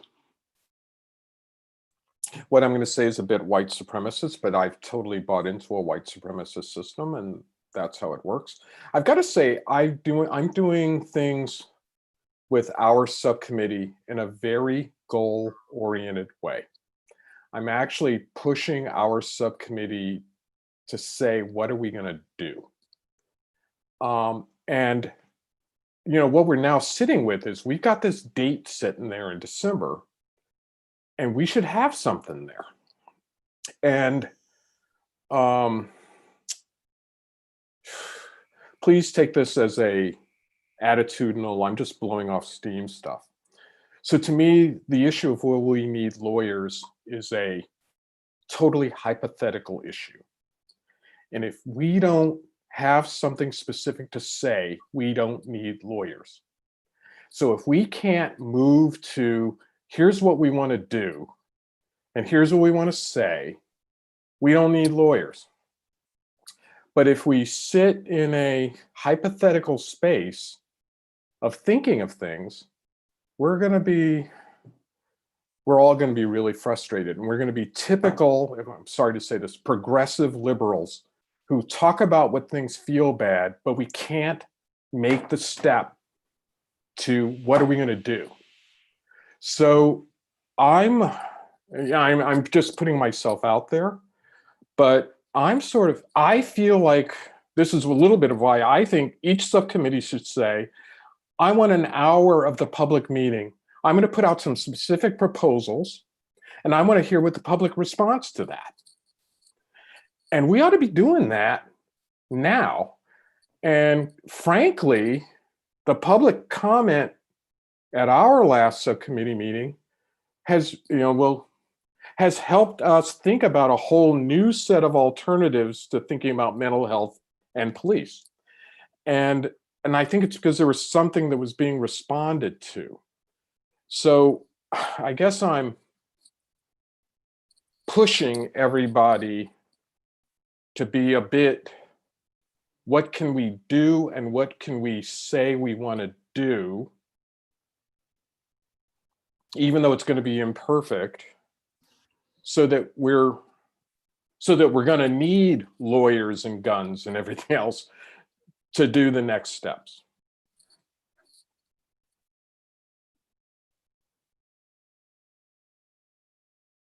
Thank you, Booker. Sorry, Mm-hmm. I think I raised my hand. So following up on that, I mean, I actually missed your last meeting. And so I guess I'll leave this up to the two committees. I know we have a report back. I'll just say that the budget and spending, the budget and contracts, whatever our subcommittee name is, I'm sorry, it's escaping me. We still haven't received any of the documents that we've asked for, so we don't have a lot to report back. I guess this ties in, but if the other subcommittees, do you feel like you would have something to report and then solicit feedback from? So if we follow the idea that we use public hearings as a place for committees to present information to the public, do either of the others feel comfortable? And then we can go from there. Elizabeth? I think that's a good question, Dan, but I wonder if we can use the public hearings as milestones to get those things done. Because if we're in the same way that report is a date that's just looming large, that draft report is a date we've committed to be able to offer to the public and to get done as a committee. I think if we do set some dates for the public hearings, it could be a way for us to have milestones to get something for people to react to. So it's not, I mean, I know we're probably not ready right now, but it does put some fire under the effort to be able to move past some of the, allowing the process to be imperfect and in favor of having a product that people can react to and being able to move some recommendations forward. Thank you. Dan? I mean, this is just a little clarification. So like, I'm not saying, you have to, I just literally don't know whether or not it would be possible for the other subcommittees to have anything ready within a month. I'll speak from myself. I don't think that, this is what we're talking about, right? December 17th, it's basically a month away. Like, I don't think that the subcommittee for contracts and spending, we don't even have any of the contracts that we've asked for or any of the budgets that we've asked for. And I don't think that in 4 weeks we would be able to walk in confidently and say that we understand all of it, let alone a chunk of it. But I guess I would leave this seat. If you think that a deadline, of a month or a little less or a little more, whatever it is, if you think that would motivate and you could produce something in that time, and this is not like a rhetorical, snarky question. This is a real, if you think we could do it, then I want to say let's go for that. I like that idea. I just want to make sure that I'm also not setting up anybody for failure by saying let's go ahead of what people can do realistically. That's my only real concern. So I guess I'll leave it to the chairs of the subcommittees to sort of evaluate where you are. Booker? I'm gonna ask Alex and Michael to comment on this. I know that because I'd like to hear from them as city council member. By the way, maybe my subcommittee just found out what I've really been trying to do as a committee chair, and I'm so I've now made myself totally transparent. But I guess I'd like to ask Alex and Michael sort of for advice about this. I know as a member of the Human Rights Commission that you don't go to the council or the mayor with a question. You go to the council or the mayor with a proposal. Because the process doesn't work well with going with a question. You really go with a proposal and say, here's how we'd like to do things. And, you know, I guess I'd like to find out from Alex and Mike, is that true, or, you know, how would they advise us to move on moving the stuff forward and then thinking about public comment?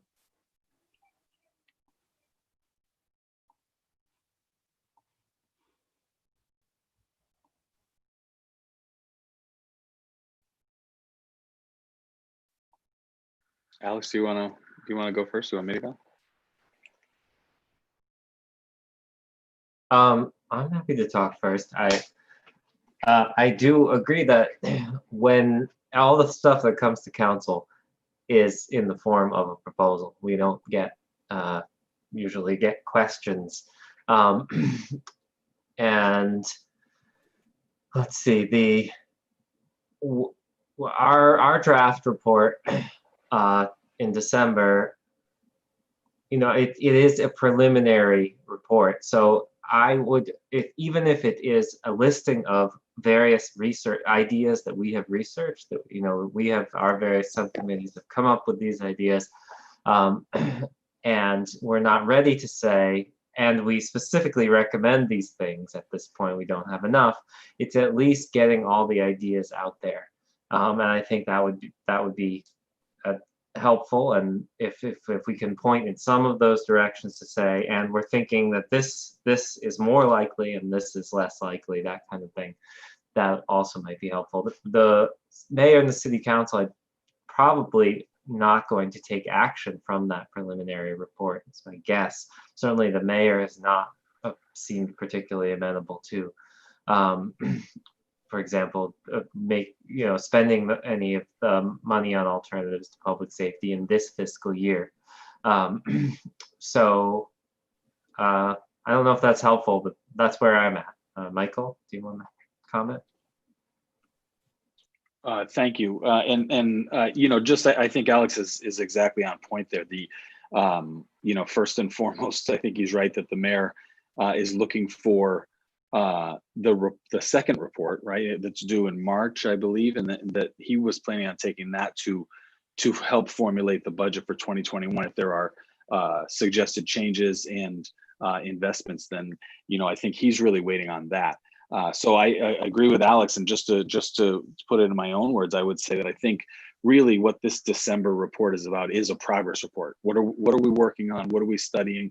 I don't think, I mean, unless in the next 37 days, because it's 37 days away, unless in the next 37 days we came up with something that we said, holy cow, this is something that we think the mayor should act on immediately, and the 15 of us said, you know, here's a proposal. Because again, that's how you're going to get it done. You're not going to walk into the city council or into the mayor's office and say, we think we should do X, Y, Z. You have to figure out how to do it. I think that he's going to expect that we will have done the research to at least inform, you know, how to progress anyways. You know, that said, you know, again, I wouldn't be too concerned with having proposals written into the report for December. It is a progress report, and I would just follow up with Dan's comments and our subcommittee. I'm on the same as Dan and Lois, and, you know, and Carmen and Josie, and you know, we haven't received the information yet. So our progress report would be, at this moment, if we had to write a progress report, it would be more about here's the questions we're looking for answers to, and I think we can explain why we came up. And Lois had a great list of questions that then the rest of us added some things to, and we kind of massaged some of them.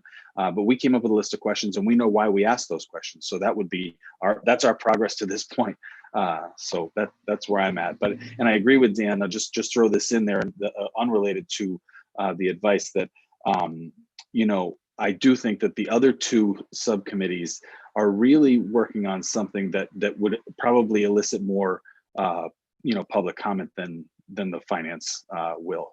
So I do think if those two subcommittees are ready with some questions and prompts for the public, that we should think about, gathering that information. Thank you. Thank you, Mike. Cynthia?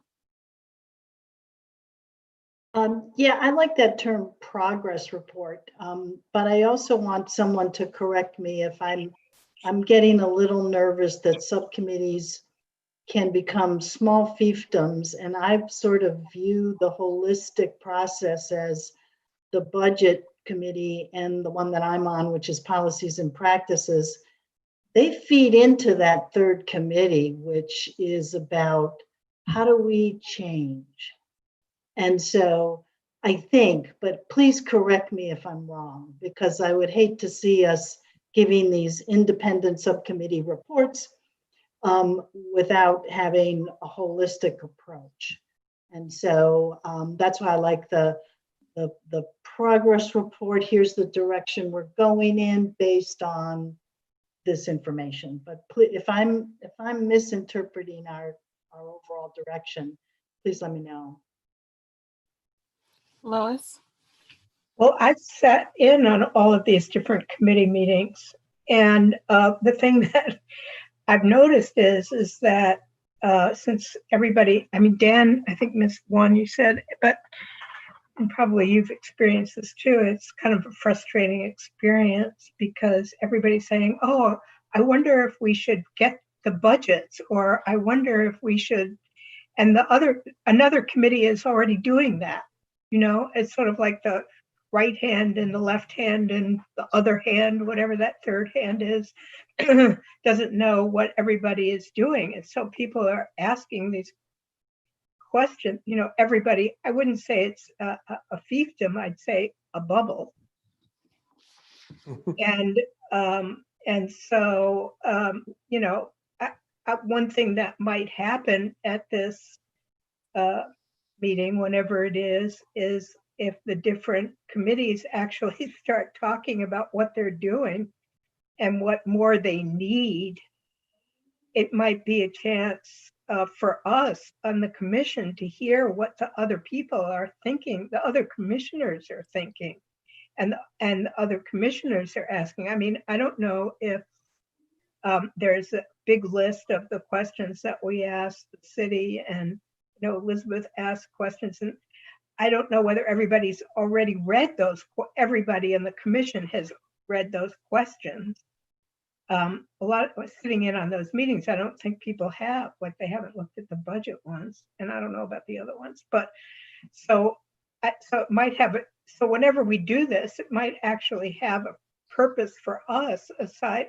It's like a hearing for us to sort of puncture these bubbles that we're in and be able to know more what the other groups are doing and thinking, because it's true, we are all going to have to interface with each other.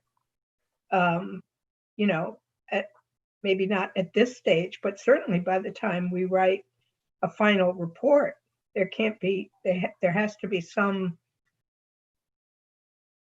interface between the budget and the policies and what the police do, and then alternatives to that.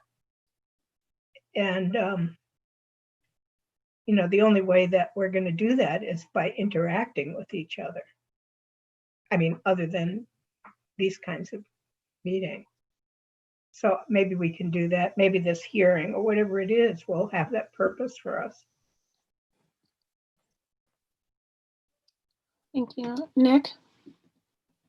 I stopped my video because I started freezing up, so I'll come back on later. These are really good points. I think that we're starting to talk about how do we make something happen? How do we know what each other's doing? These are really, really good points. I just want to also say that I really want to talk about what kinds of, what's the vision that the various subcommittees, I'd like the subcommittees to be talking about a vision of what kinds of changes we're seeking. And I think that that's what we can come together around, because I think that will guide some of the specifics, but it's really easy to get bogged down in all the data. And I think it's important to keep in mind that we need to also look at, well, what are the areas that we really want to revise? I know some areas better than others. There's some things I want to see a different approach. But I think talking about vision is, I'd like to hear that as part of the committee work. Thank you, Dan. Yeah, I think this is one of those things. So we already have built in a section of a meeting agenda item, which is a report back from the subcommittees, and that would be going forward in every commission meeting. I do want to make sure that we do know what a subcommittee is doing, thinking, working on. I can share that I've been going back and forth for over a month, and Dana can attest to this, seeing multiple emails from me going, hey, when do we get that, domain, that account in the city domain for a shared drive space? I still have yet to get even a response to multiple emails, but I did reach out to the solicitor and a tentative go-ahead of just using my own Google Drive. I've set it up so that there's at least a space so we can see what information is being provided to the different subcommittees. We do have to be very careful about not interacting around that information, so you can't comment on it. Don't, sort of make your opinions about particular information known. This is just for document article, journal article sharing. That's not, going to get lost in an email chain somewhere. So I'll get that set up. I have the structure, but I'll share it, make sure that all the I's are dotted, T's are crossed before going in this route, at least until we have something where we can solicit public comment and have it be a public space. To share that, but again, the idea is that no one should be operating in a vacuum. That we are part of a collaborative process. Even when we break up into the subcommittees, we are still on the same commission that's working towards a report as a goal, and taking that information and sharing it so that if we've made budget requests, still haven't heard back, but once we do, because it's not just the one subcommittee that's looking at it, but like all of the subcommittees, again, how much money we're spending. That is always a question, right? That's how we this commission came to be, was because of a budget issue and a budget increase. So, really asking, it came about asking the role of police, but we came together over a particular issue at the beginning, which was a budget reduction. So once we get all of that, it should be nice in a shared space that we can all use. Also, I've got a document or a spreadsheet basically set up so that people can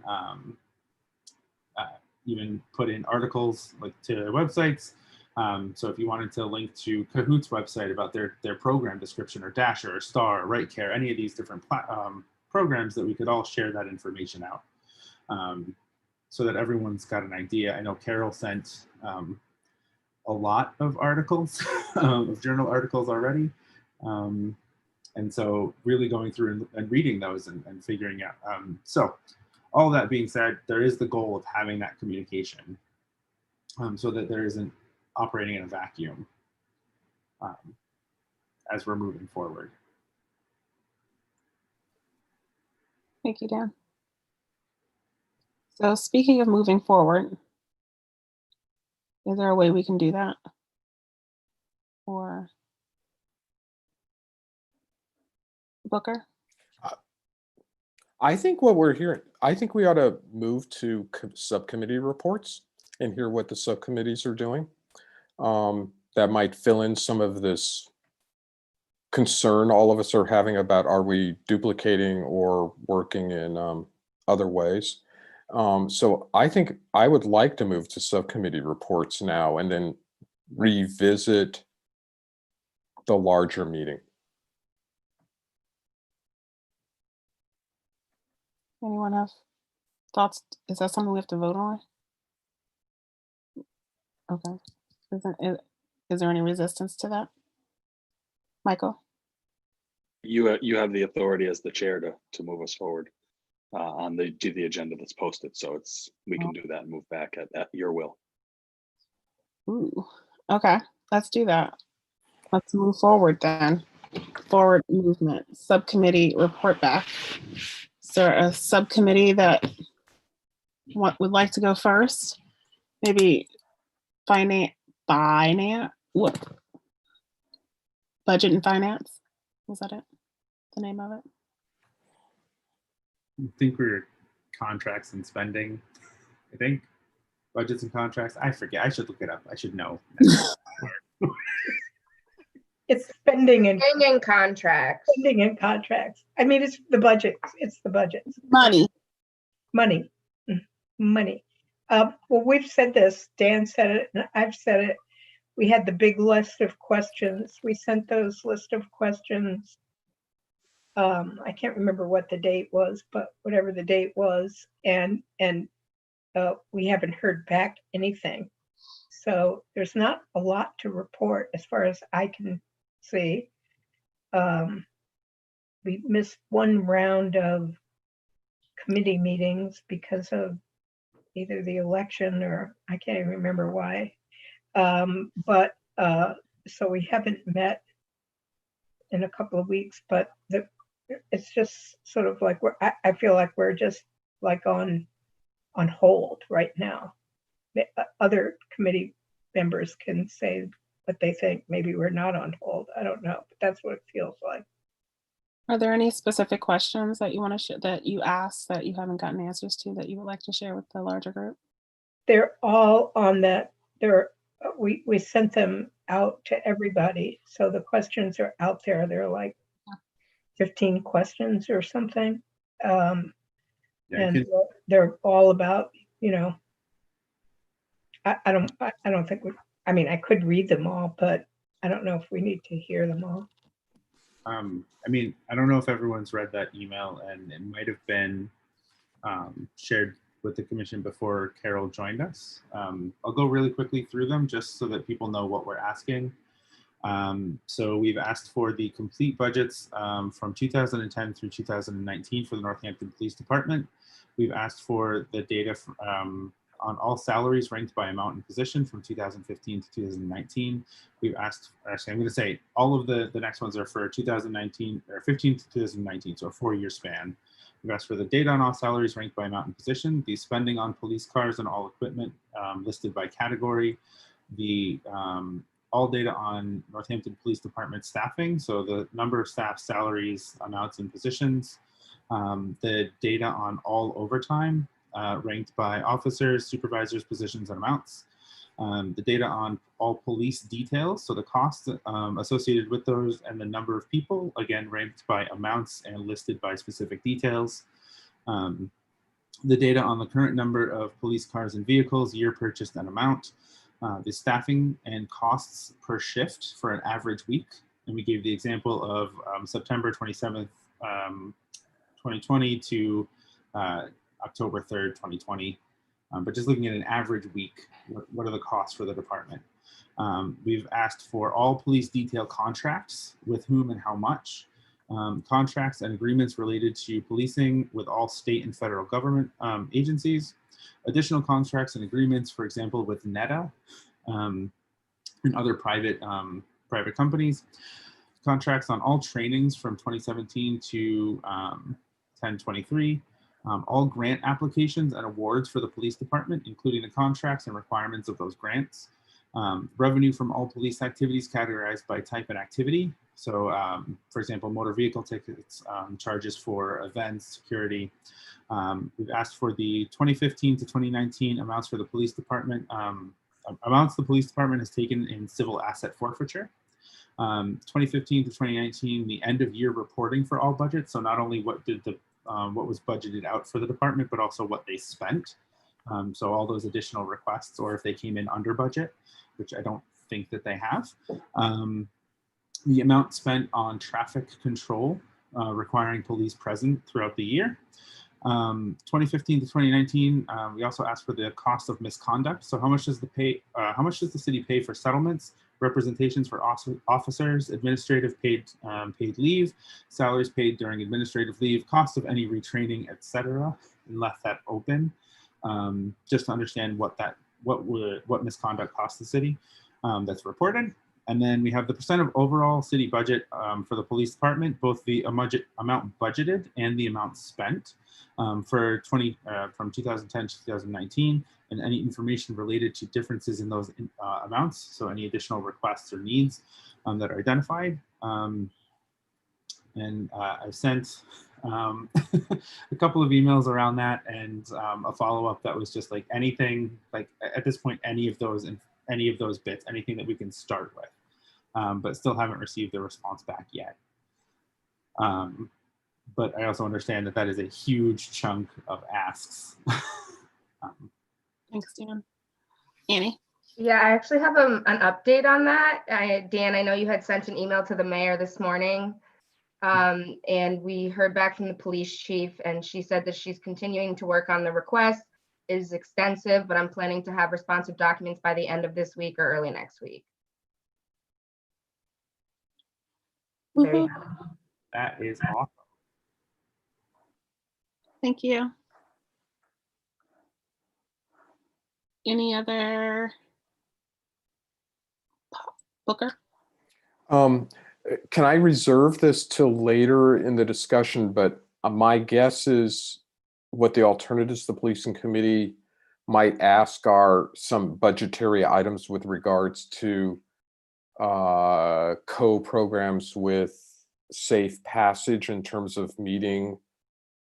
I would prefer to talk about this after we do our committee report, but there's some things that we are talking about that have budgetary implications that are not in that list of budgetary items that you've asked for.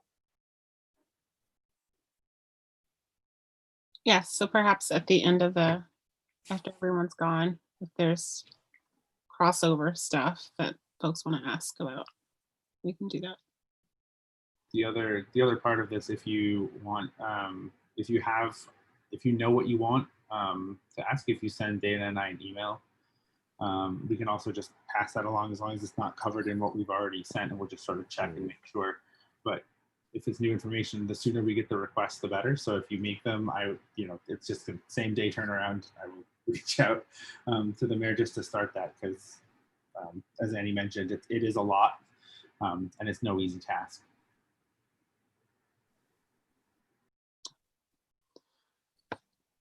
Next committee, let's do alternatives to policing, because I know that name.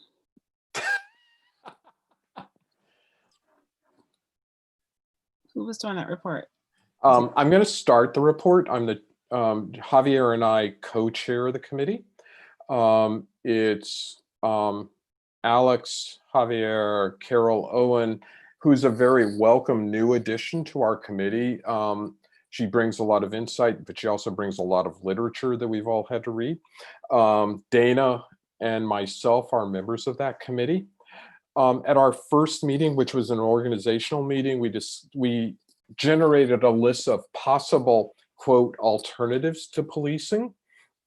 And we chose as the first focus discussion was different ways to approach activities generated by issues for police response to mental health related issues. When we had our meeting, we received a large number of articles and information about how different police departments across the country and actually internationally have been dealing with the response to mental health related issues in terms of policing. And when Carol joined the committee, she sent us each about 15 articles, peer-reviewed, published literature about efficacy and how different kinds of tasks are working. I'm going to say that some of those articles dealt with what's called conflict resolution, Some of the articles dealt with paired social work police response type programs. I'm going to give the quick summary that it's not clear which things work well. The way they measure things is not clear. It's hard to say what works better. Fewer arrests occur when you have mental health people involved with the response than when only police are involved. Police are happier when there's a mental health worker involved. I'm going to say this, the feedback we got from public response is that this seems like just more policing rather than a really good response to how things are happening.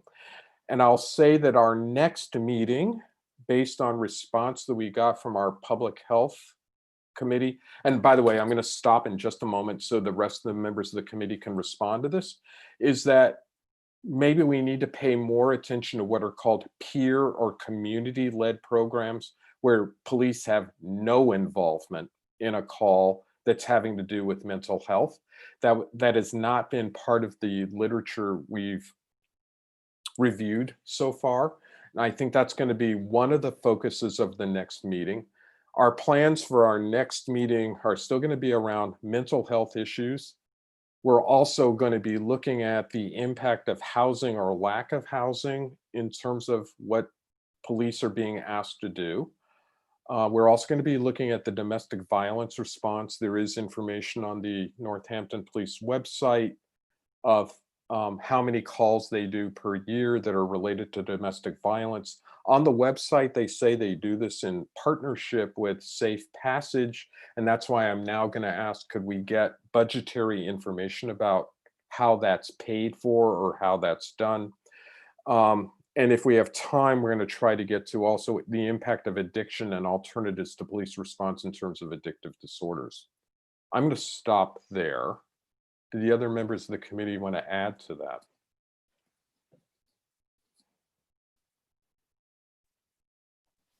The only thing that I would add is that we also have an extensive list of different other topics around alternatives. And so mental health, unhoused population, substance abuse, all domestic and sexual violence, armed or unarmed officers, all of those, a lot of things. I can't remember all of the things off of the top of my head, but yeah.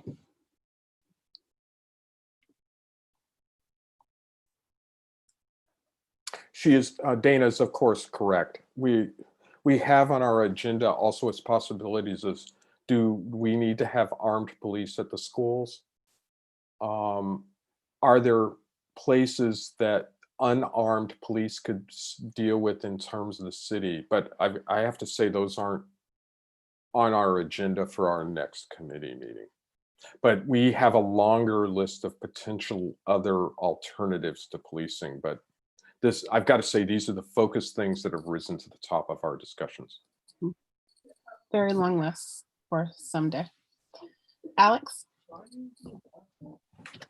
Yeah, I just wanted to touch on a few of the other things we talked about, traffic enforcement and alternatives, ways to accomplish that, restorative justice, increasing opportunities to employment as a way of reducing crime. I think those were just a few others that haven't been mentioned yet. Thank you. Are we good? Are we good? The final committee, that's name is escaping me. That would be the policies and the policies and services committee.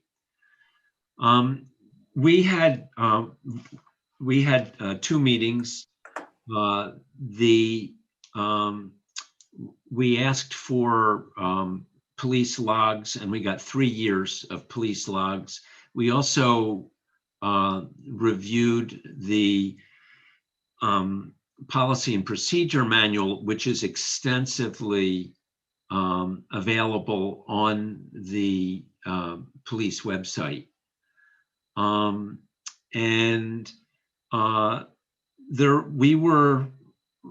We were struck by a couple of things.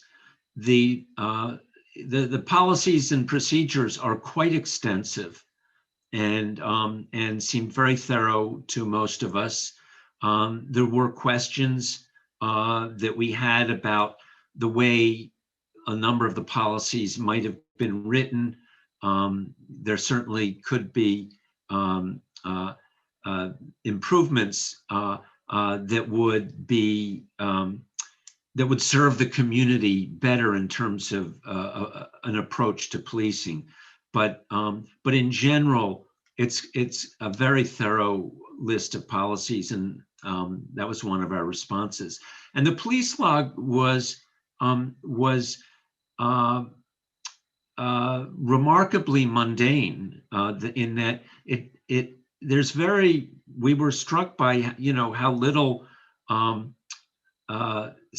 overt safety interventions are required of the police, or dealing with crime. There were many. A lot of the reports had to do with inspecting property sites and just having a police presence. What it left us with was questions if we could have summaries of really how do the police spend their time, doing what kinds of activities, and we decided we really needed to put together a focused list of questions for the police that will be more productive than just looking at a large volume of information. So our goal for the next meeting is to detail a list of questions. We also, at some point, would like to be able to speak directly with the police and feel that that's something that is we would want to propose to the whole commission, and to talk about how we would conduct something like that. But we would like to hear what their perspective is and how they understand some of these things. And that was also of interest. We also would like to look at model programs, and in our next meeting are going to explore that a little bit, but to look at what, David mentioned, or somebody mentioned Eugene, Oregon. There's also Denver, somebody mentioned. I mentioned the Cambridge Police Department. Many people have heard that the Camden Police Department has made radical changes, although they changed just to kind of become a normal police department because they were functioning so poorly prior to that. That's where we're at this point. I think that we have to put together a much more focused list of questions. Let me ask other members of our committee if you want to add or change anything I've said.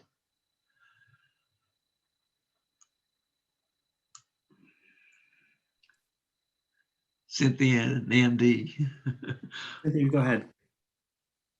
Yeah, I just want to clarify that I'm not a strong proponent, when you said we, Nick, of bringing the police into our committee.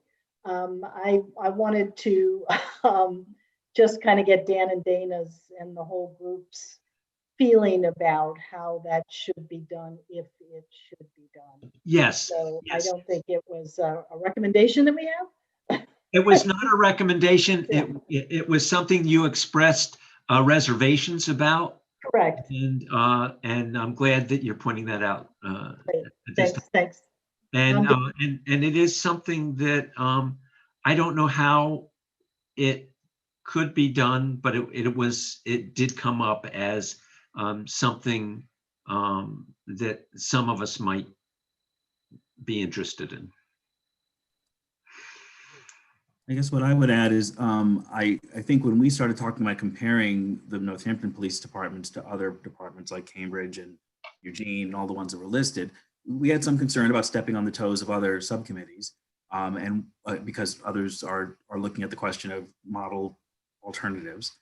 So what made the most sense to me, and Nick, this is a place where maybe Nick was the one who introduced this idea of the models, and I know that David also brought up something about models, but what made the most sense to me was as we were going through our charge of trying to understand what the Northampton Police is doing, we were struck by this very well-documented website that is thorough and in depth, but sort of this sense that maybe what we're seeing is what they sort of want us to see, and maybe we aren't necessarily able to sophisticatedly ask questions about what's really going on. And so to me, what made the most sense about having other models to compare is it might reveal, it might raise questions. It might lead us to the right questions. Seeing how other top programs are doing things would lead us to look at the Northampton situation and say, well, how are you handling this? Or what are you doing here? So I think that's where I thought we might not be stepping. It's not so much to kind of construct models, which other people are doing, but rather to make sure that we are diagnosing what's going on in Northampton better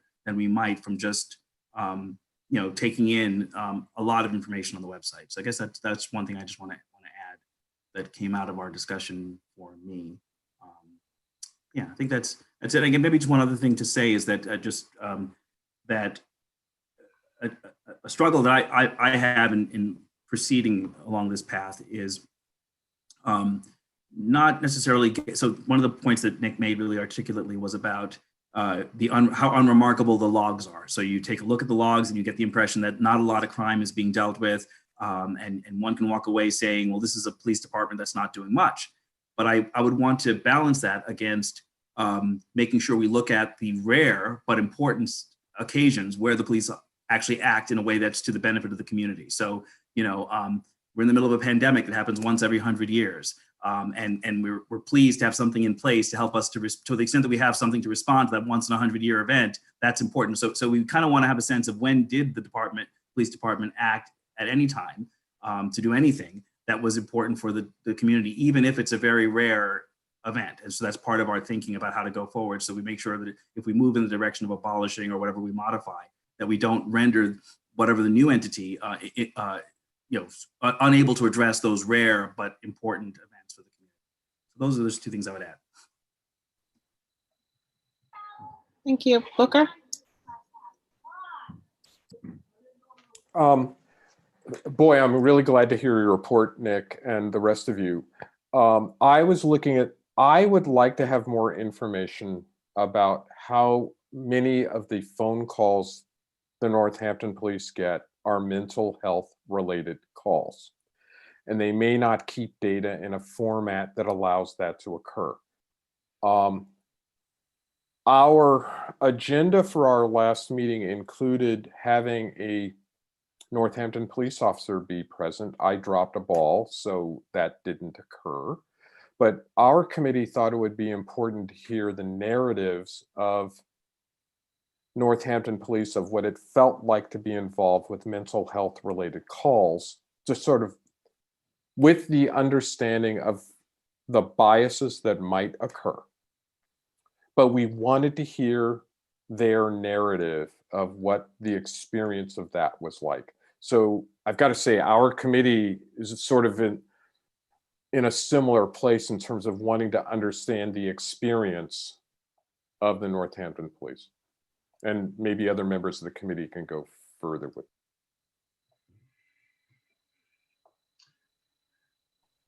Elizabeth? Yeah, thank you. I think one of the things that, to go off the response around kind of how mundane some of the logs are and some of the information, I mean, they're, perfectly well-written policies. There won't, if you take examples side by side of some of the kind of more exemplary policies of cities of our size, they'll be, very similar in scope and in language. And the logs themselves, again, are somewhat unremarkable. I think one of the things that struck me when I looked at some of that information is specifically when it comes to, again, some of the property checks, some of the things that they are, police are doing kind of on their own, unsolicited. You'll see quite a bit of remarks such as suspicious person. There wasn't a call made of a suspicious person. There's just stopped a suspicious person. And so one of the things that I think is another layer to that information is, again, in terms of a specific question to ask the department is, what connotes a suspicious person in this community? And what are the measures for engagement when there's a suspicious person? Because there's quite a bit of those, and they tend to be in certain areas. And if you put the addresses on a map, a pattern emerges. It's troubling. And so I think when it comes to the policy reviews, it's not so much as which of these policies are somehow apparent or irregular in some way, or it's more along the lines of how, when you compare the policies with what the logs are illuminating, in between those two things are some very troubling patterns and questions. And I think what that goes to is nothing you can write a policy. You can't write a policy to get yourself out of it. You're pointing to the reason why this commission even exists, which is that there is regardless of the training and the reforms and great policies, there are people behind the badges and the way that they behave, and that behavior is the way that behavior is enacted is something that we all have seen and heard. It's coming from places of bias and other unintentional and intentional activities. So I think with the data is important, these policies are important, again, kind of there's some check marks that we need to do, but actually there's also some pattern analysis that we can do with the existing policies. And I'm personally, I feel a little bit, a bit jarred when asked to know how the officers or police are feeling when it comes to, their experience around this, because I don't think that's our charge. I don't think our charge is to understand how they feel about any of this. I think our charge is to specifically address the concerns of more than 100 citizens that have come and said that more than reform is needed in order to make this a community that is for all the people who live here. So I think that's. Thank you, Elizabeth. That's what I. Sorry. Were you still going? Okay. Sorry. Lois and then Nick. I don't know. Did you discuss police stops and a record of who they stopped and not citations, but who stopped? I don't know whether that's come up. The other thing that I wonder about is like how police go out on calls. Like, do they always go out with an ambulance? Do they always go out with a fire truck? How many go out? I mean, I don't think you can see that from the logs. For a simple accident, I witnessed one downtown yesterday, and there were many police cars. And I don't know how those. I don't know how you see that in the log. Like, it's not over policing, but it's like a lot of police. And anyway, so that's a question that I have for your committee. Thank you, Lois. Carol and Elizabeth and Nick. Yeah, just Elizabeth, when you were sharing the non-mundane aspect that you noticed in the logs about the repeated calls on follow-up with suspicious person, I find that very alarming. And what it makes me think here, and something we need to consider, is like when you take sort of a white supremacist framework and you say, okay, here are people who are supposed to enforce things in a community or pay attention to public safety or whatever the police are supposed to do. It's those taken for granted assumptions, sometimes unspoken to the public, that are the very dangerous. So the definition, whatever the understanding is within the police culture of how you define, how you decide to follow up and monitor a suspicious person is, it's very alarming to me. And, that language appears there for a dispatch or for routine monitoring. And, I think that is a question that I would want to ask, or that somebody, if there's any interviewing of police on any of the subcommittees, I'm hoping somebody will ask, what's the understanding of that? Because I think it's pretty big. It's pretty big in terms of our community, dangers. Thank you, Carol. Elizabeth? Thank you. The logs are actually just the first kind of the first layer of trying to identify where to start digging in. Behind each one of those logs is an incident report, and those incident reports are quite detailed. So if I think the next step is actually to look at those suspicious person incidents and ask for full incident reports to see, what are some of the details of those things. But there is also a need to question and to ask the question of the protocol in terms of what is how are suspicious people approached and what's the protocol there. They did offer also their field training manual. There isn't that doesn't occur. I didn't see any specific training indicators of how they address that in that manual. So again, that has to be something that is approached person to person from a personnel perspective, which is actually, in fact, how police department cultures are created. It's not through policies or even the field training manual, which is somewhat gets closer to how they behave in practice, but it really is the one-on-one training that happens. So I think that will eventually require an interview or require some conversation. But even before then, we can drill down even a little bit more on some of these log reports and try to get some more information by calling the incidents reports. And another layer out under that incident report, or we can actually ask for the dispatch transcript. And the dispatch transcript is also really important in illuminating, because it also illuminates how people are being talked about. What are the ways that people in this community are being described and talked about? What are the things that rise to the level of now someone is being stopped and their liberties are being detained so that they can, because they're a suspicious person, So I think that'll be illuminating, and that's data for this committee, because I think, again, it starts to point to, this isn't about even as dramatic as more than 100 community members coming and talking about their experiences with this department. Hearing a dispatch or reading the dispatch report of how people are talked about and how people are being actually treated in this community, I think will be irrefutable data for this committee to think about when they're looking at the reforms that are possible here. Thank you, Elizabeth.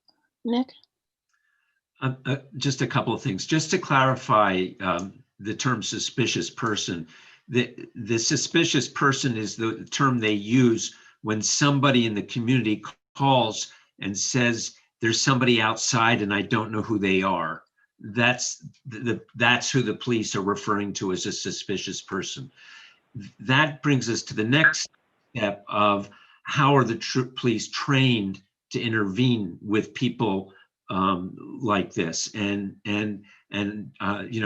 there are good trainings that other programs have, and there's nothing evident with the Northampton Police. And one more thing, and then you can speak up, Elizabeth. But I want to respond to Booker's question about mental health interventions, and I think the police must have some summarial log of the different types of interventions they do. And that's one of the things we are going to request. It's not clear to me whether, and I'm not sure they should, but whether they differentiate a mental health intervention from a behavioral intervention. It'll be interesting to see how the police collect this data. And those are important questions. And are the police looking at that? And I do know the police are looking for other ways. I know that police do not like responding to mental health issues, and they would much rather have a co-response with a clinical person. Elizabeth, well, that's it. Dana. Elizabeth. Yeah, no, thank you for that, Nick. Those are really important questions to ask as well. Just to clarify, if you, again, reading the logs, they actually indicate whether the stop is based on a call or if it is officer initiated. And when you look at those, just at that first layer of the dispatch logs, you will see quite a few suspicious person on every day. That's probably one of, aside from property checks, that is at least one of those. And again, you can double check, but you can put them into a database and really run the pattern. Yep. More, the majority of them are officer initiated. So this is not coming from someone calling and saying there's a suspicious person. This is actually officer initiated. So again, it'll be illuminating, I think, this to dig down more into why that is. Thank you.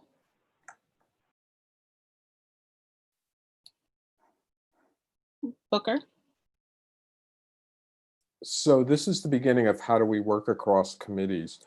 So Nick, so it sounds like you're going to be trying to get the data of how many calls might be Yes. without being about what's mental health and what isn't, because that's frankly going to be really important in terms of what kind of alternative we might suggest to the city. Because if this is 1,000 calls a month or 10 calls a month, it really changes how we think about things. So I'm really glad to hear that you're going to hopefully be able to figure some of that out for us.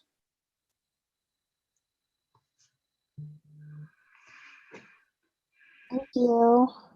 Was there any other, I guess, committee report backs or questions or anything that anyone may have had?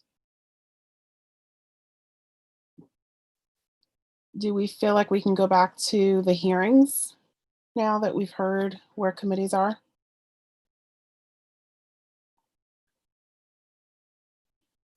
Sorry, I keep looking at Michael's picture and all I see is his hand up. Michael?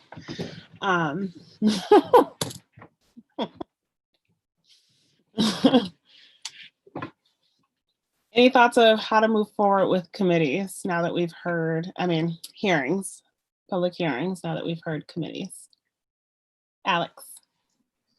How would people feel about having their first public hearing in early December, and sort of going off of Nick's thoughts about having one before we do our preliminary report, and then we'll have 2 others afterwards as well.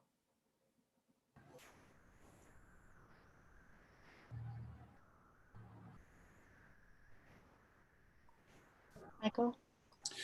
The other thing I thought, if it's 17 days away, but the day after Thanksgiving is a Friday, I would assume most people might have the day off. It might be a chance for people to be able to participate, and wouldn't necessarily have to be at night.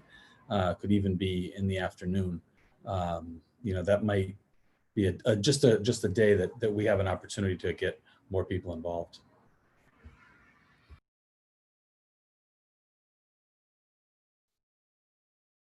How do folks feel about that? Dan?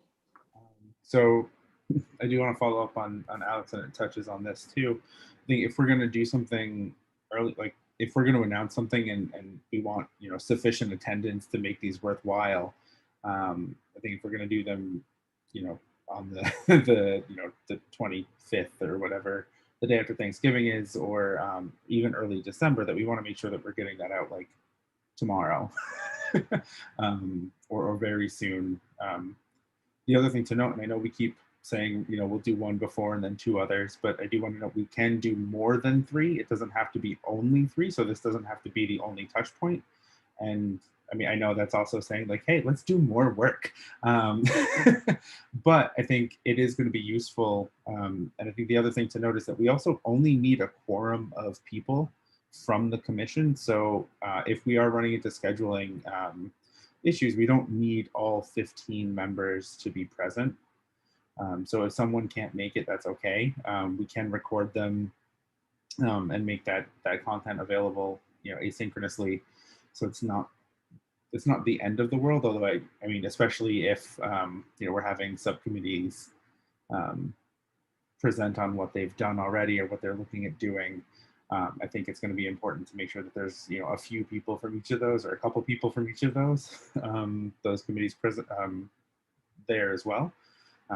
But yeah, I mean, I think I like the idea of early December a little more than the Thanksgiving, just because I am worried about the time and whether or not, I mean, I don't imagine a lot of people are going to be traveling for the holiday, but just in case there were conflicts or people are trying to do like minimal socially distant celebrations in different ways. And I want to be respectful of that as well. I mean, I'll be around, so I can, but again, I don't know what other people have planned.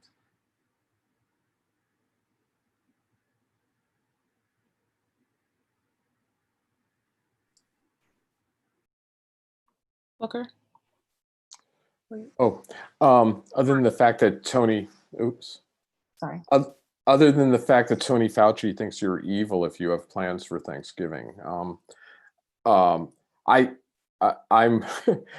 actually think it's a really, I don't want to be available on Friday afternoon after Thanksgiving, but I would be available on Friday afternoon after Thanksgiving.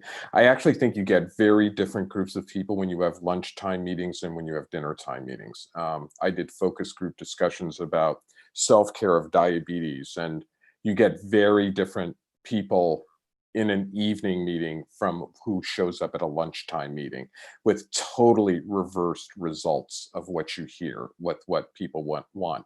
So I've learned in interesting ways that who's available at different times of the day is different. So I'm open to everything. I also think, I'm speaking for our subcommittee, I'm also willing to suggest having proposals for discussion for such a public committee meeting. Sort of things that people can begin to respond to as a way of talking.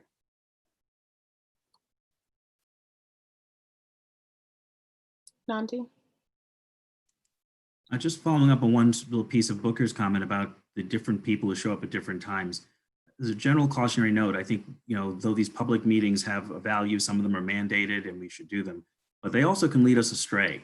You know, there are lots of people who will never show up to these meetings. I would guess that their perspectives, I would say the majority perspective in our community will not be represented in any community meeting we hold.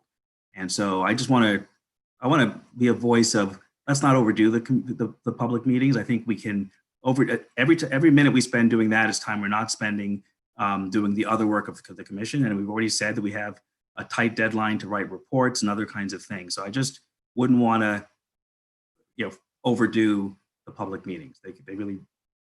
We should be critical and skeptical about the value that they bring beyond what we are required to do. Thank you, Nandi.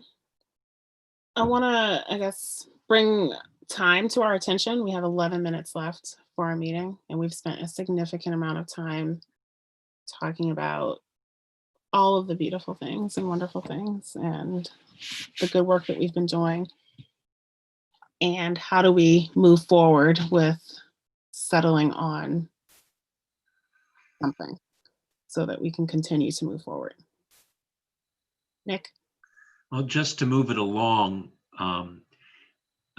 the Friday after Thanksgiving, even if it's going to be different this year, it is still a little bit of a strange time to do it. So what about the following week and doing it on one day of the following week? It's just a proposal.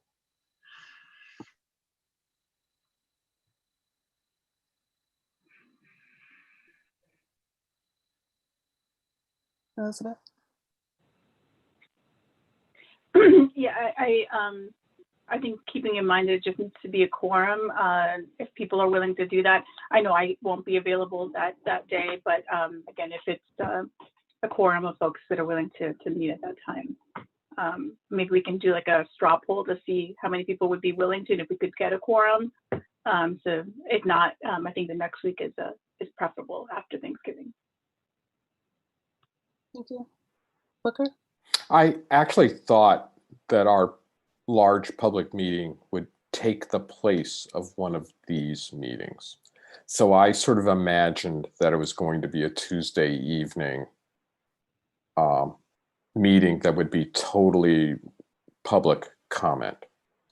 Though I'm really saying, I think we ought to have proposals that are a little loose that people can respond to and dialogue about. But I imagined a Tuesday evening policing commission meeting date that was really more dedicated to public comment.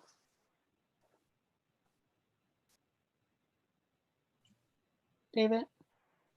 I would like to make a motion that we have a public hearing date of December 1st, Tuesday, December 1st, from 6 to 8:30 or whatever, how much time we need. Thank you. Booker? Second. No. Booker? I was seconding Okay. David's meeting. Shall we move forward with a vote on that? Annie, do you mind? Yep, I'm ready. Thank you. Lois, Yes. Elizabeth, Yes. Booker, Yes. Dan, Yes. Nick, Yes. David, Yes. Alex, Yes. Carmen is absent, Javier is absent, Dana, I'm sorry, did you say Dan? Dana, Yeah. yes. Yes. Carol, Yes. Namdi, Yes. Michael, Yes. Josie, absent, Cynthia. Yeah, sorry, yeah. Oh, Yeah. I thought you were here. Okay.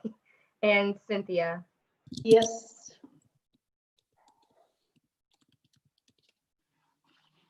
Oh, Nick? Oh, yes, Nick. can we put on the agenda a follow-up to Booker's for the next meeting, a follow-up to Booker's idea that we come up with a few good questions to structure the meeting? Yes. So I'm going to move us along. So we have a date for the next hearing, and then we can talk more about the agenda of what that might look like in our next meeting. Is that okay? Awesome. Booker, you have not yet been able to do your accessibility report presentation. So I can do this in a really quick way. I have a PowerPoint, but because we only have 10 minutes, I'm not going to do it. The final slide I wanted to make a proposal that we have translation services available. And I want to actually frame it as something we should specifically do for this public meeting. And I'm looking at the last slide of the PowerPoint I have, just so that everybody understands words. Translation services are if we had a script that we wanted to have translated and put up, that's called translation. If we use the University of Amherst translation services, it's actually pretty expensive. It's about 18 to 25% 25 cents per translated word. I actually think what we would want is a Zoom meeting with a person who's available on Zoom, who has a channel that is translating into Spanish. And so that if somebody who was a Spanish speaker was participating in the meeting, they could be on a channel where they heard everything translated into Spanish, while everybody else is hearing the meeting in other ways. And to make a long story short, if we did that for a 3-hour meeting, if we used the University of Amherst translation service, it would be $180 minimally for doing such a 3-hour meeting. I'll stop there. I'm leaving out a lot of other things I have, but that's really drives to what this would mean if we chose to go with it.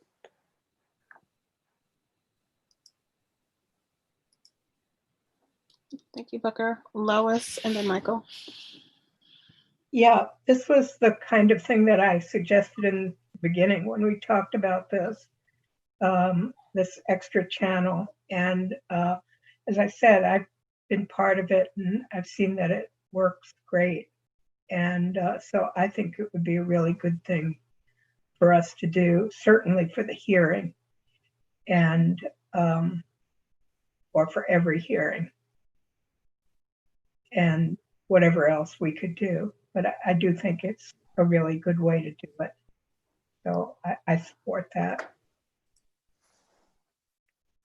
That's Michael. The Pioneer Valley Workers Center did translation for the Charter Review Commission when they were having their public hearings.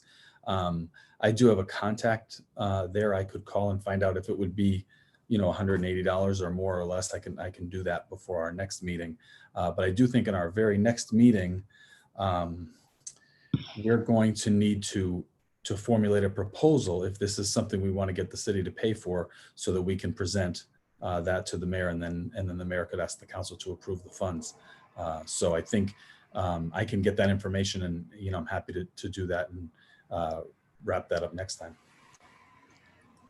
There's also there's a person who watched our meeting when Lois suggested this, and we said I would do a proposal. That person runs a nonprofit. I have not gotten, most of her services are around translation. I've got to say, if I had my druthers of who we would like to have do this, I would like to have her do it, because it's a grassroots organization based in Holyoke that's working with helping people who speak Spanish become more a part of our society. She was not able to get back to me in terms of a price for ongoing translation. I know their price per word for translation is 1/3 of what UMass would charge. Michael, I agree. I would be very comfortable with if we had Pioneer Valley do that. The Workers Center. I am saying I'm using UMass because they clearly pay very fair wages, which was a concern on the part of members of the committee. So that's why I'm bringing you that price. I think we could probably get better pricing from some other agencies, if that's a barrier to this issue. Thank you, Alex, and then Lois. Just want to note that this hearing is 3 weeks from tonight, and our next meeting is 2 weeks from tonight. So I would suggest that we move to approve the moving forward of getting the translation services now, rather than in 2 weeks. And I'd be happy to make a motion if that is appropriate. Yeah. Okay, make a motion to move forward on the getting interpreting services. Interpreting is when it's done orally, and translating is when it's done the written word. Interpreting services for the Tuesday, December 1st meeting in Spanish. I second that. Would you like a roll? Yes, please. Lois, Yes. Elizabeth, Yes. Booker, Yes. Dan, Yes. Nick, Yes. David, Yes. Alex, Yes. Carmen is absent, Javier is absent, Dana, Yes. Carol, Yes. Namdi, Yes. Michael, Yes. Josie, Yes. and Cynthia. Yes.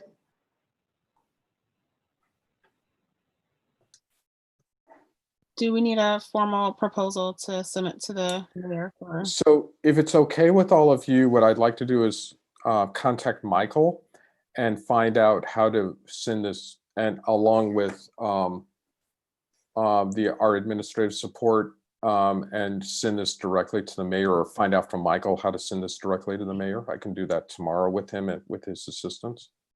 Is that okay? I think Annie might know better than me. Then I will do it with Annie, if that's I'm okay. happy with to her. help anyway, but I think Annie would know better than me. Is that And- okay, and Annie? Dan and Dana too, probably. Yeah, so you want to figure out how to send what to the mayor? Tell you what, I'll be glad to do this offline with you tomorrow Okay, if you're available via email. Yep, I'll be available all day. Okay. Unfortunately, so will I. Thank you. Lois? Two things. One, I just wanted to get back to the worker center thing. I've been part of them doing this twice via Zoom. Once the one that Michael talked about during the charter review, and then once at a Zoom meeting. And so I just want to throw that out there again. The other thing that I mean, in terms of creating these prompts for the meeting or the hearing, if our next meeting is the 24th and the hearing is the 1st, that means we have a week between deciding on these prompts, whatever focus, and getting the word out to try to interest people in coming and responding to it. And so I'm just concerned about the time frame between formalizing whatever the questions that we want to ask people to frame as a way of interesting people to come to the meeting. And I'm not sure. I mean, maybe we can do it online, or I don't know. It just seems like a very short turnaround from the 24th to the 1st in order to get the word out and hopefully interest people in coming and responding. Annie has her hand up. Yeah, just in terms of getting the word out, we'd be, the mayor's office would be happy to post anything on the website. If you want to create a flyer, we can put it on Facebook, Twitter, put it on the website. We could send a press advisory to our press list, whatever helps get out the word. Thank you. I think that's great, but it's still a week. That's my concern, is the week turnaround. That's my concern.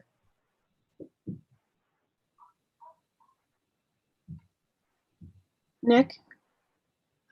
I just was wondering, I mean, Lois is correct. It's very tight, but could it all go out the next day? I mean, we'll put on the agenda and decide on the questions next meeting. And it's not going to be a huge number of questions. And Andy can be ready to publicize it. It just will have to be very quick.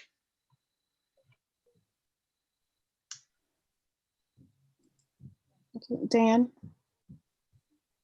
And I think Alex had raised his hand before me. I'm sorry, I'm having a really hard time with the hands up.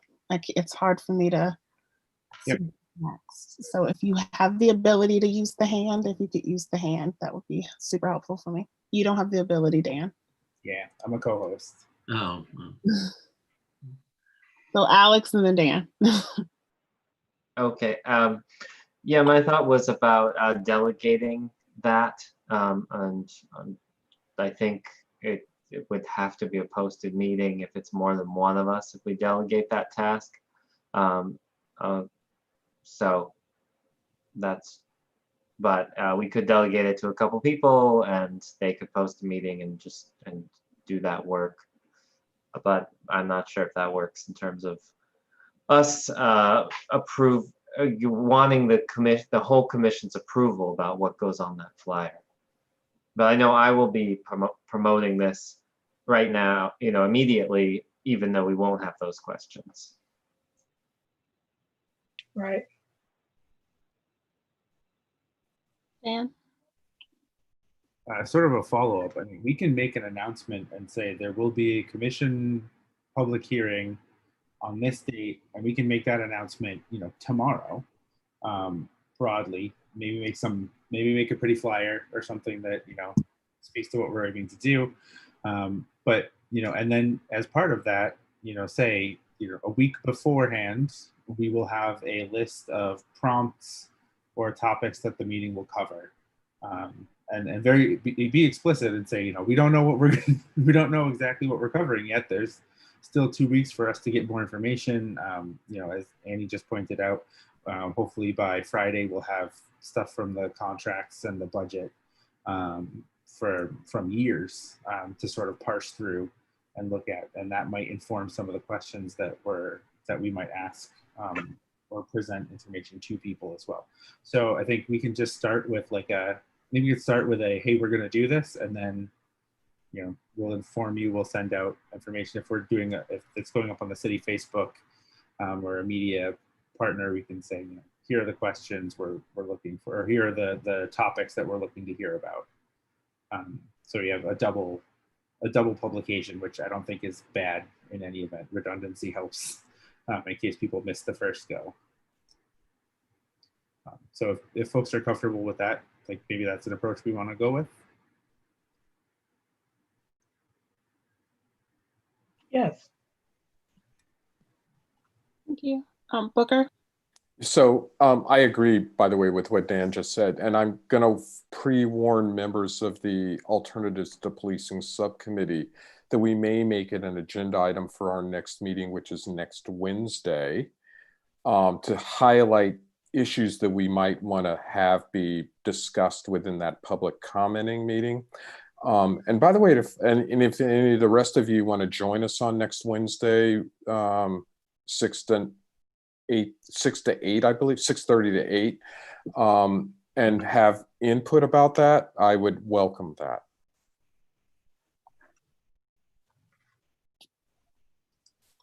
Thank you. I'm going to move us along so we have do we feel good to move on? Can I just ask a quick point of clarification? Because I'll send this out tomorrow to Annie and to Noah to get this out. So we're looking at 12/1, 6 to 9. What sort of time frame? And then are there any other agenda items that we want to put on this? And I know it's late and I'm really sorry, but I want to make sure that this gets out pretty quickly. And we have to have that information. So do you think, does anyone have any thoughts on the time that they need? And especially thinking about if we're having subcommittees that might have more involvement in this or have something to say or present first, because we need to add those, add that information in. Booker and then Lois. Yeah, I would prefer the meeting. That's a really long meeting to do 6 to 9. The person I live with in this household is already berating me about how long this meeting is going on. I would move that the meeting start at 6:30 p.m. Until 9, and I would actually be open to even shortening the meeting than that. But I would like the meeting not to start till at least 6:30. Thank you. Lois? I'm fine with starting at 6:30. Maybe to say in the statement or whatever, that there'll be initial reports or initial comments or something from the 3 committees and name the committees, just so that people have some idea. I mean, probably most people don't even know that they're committees, let alone what their name is. And maybe the committees will be of interest to people. So I think it would be good to include that information since we know that's going to happen. Something, committees will report something.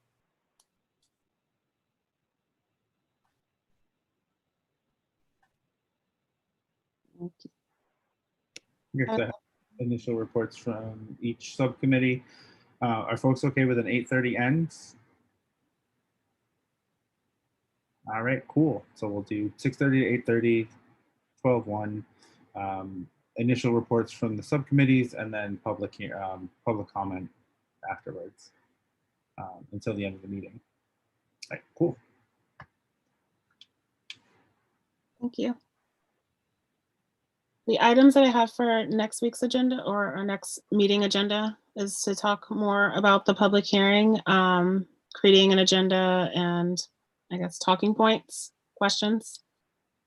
And that is all I have at this moment. Is there anything else? Michael? I just want to suggest that maybe the subcommittee recap move up the agenda towards the beginning. It seemed like we had a lot of good interaction there. So maybe doing that towards the beginning might get the conversation really going.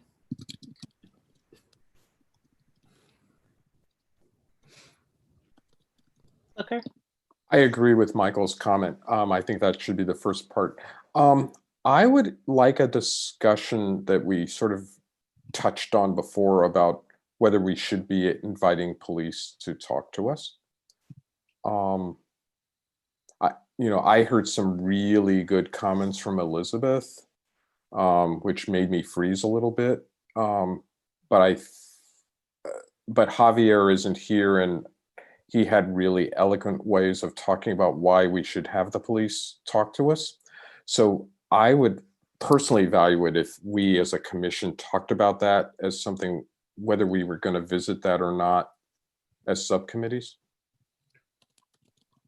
Because I would imagine the contracts committee, there's a part of me that thinks you ought to think about inviting the chief of police to talk to you about that stuff. But there are reasons to not do that too. And so I would value having a discussion about that. Nick? I agree with Booker. I actually, it sounds like it's a little bit more complicated than I'm imagining it. And I want to hear more. I think it's worthy of discussion.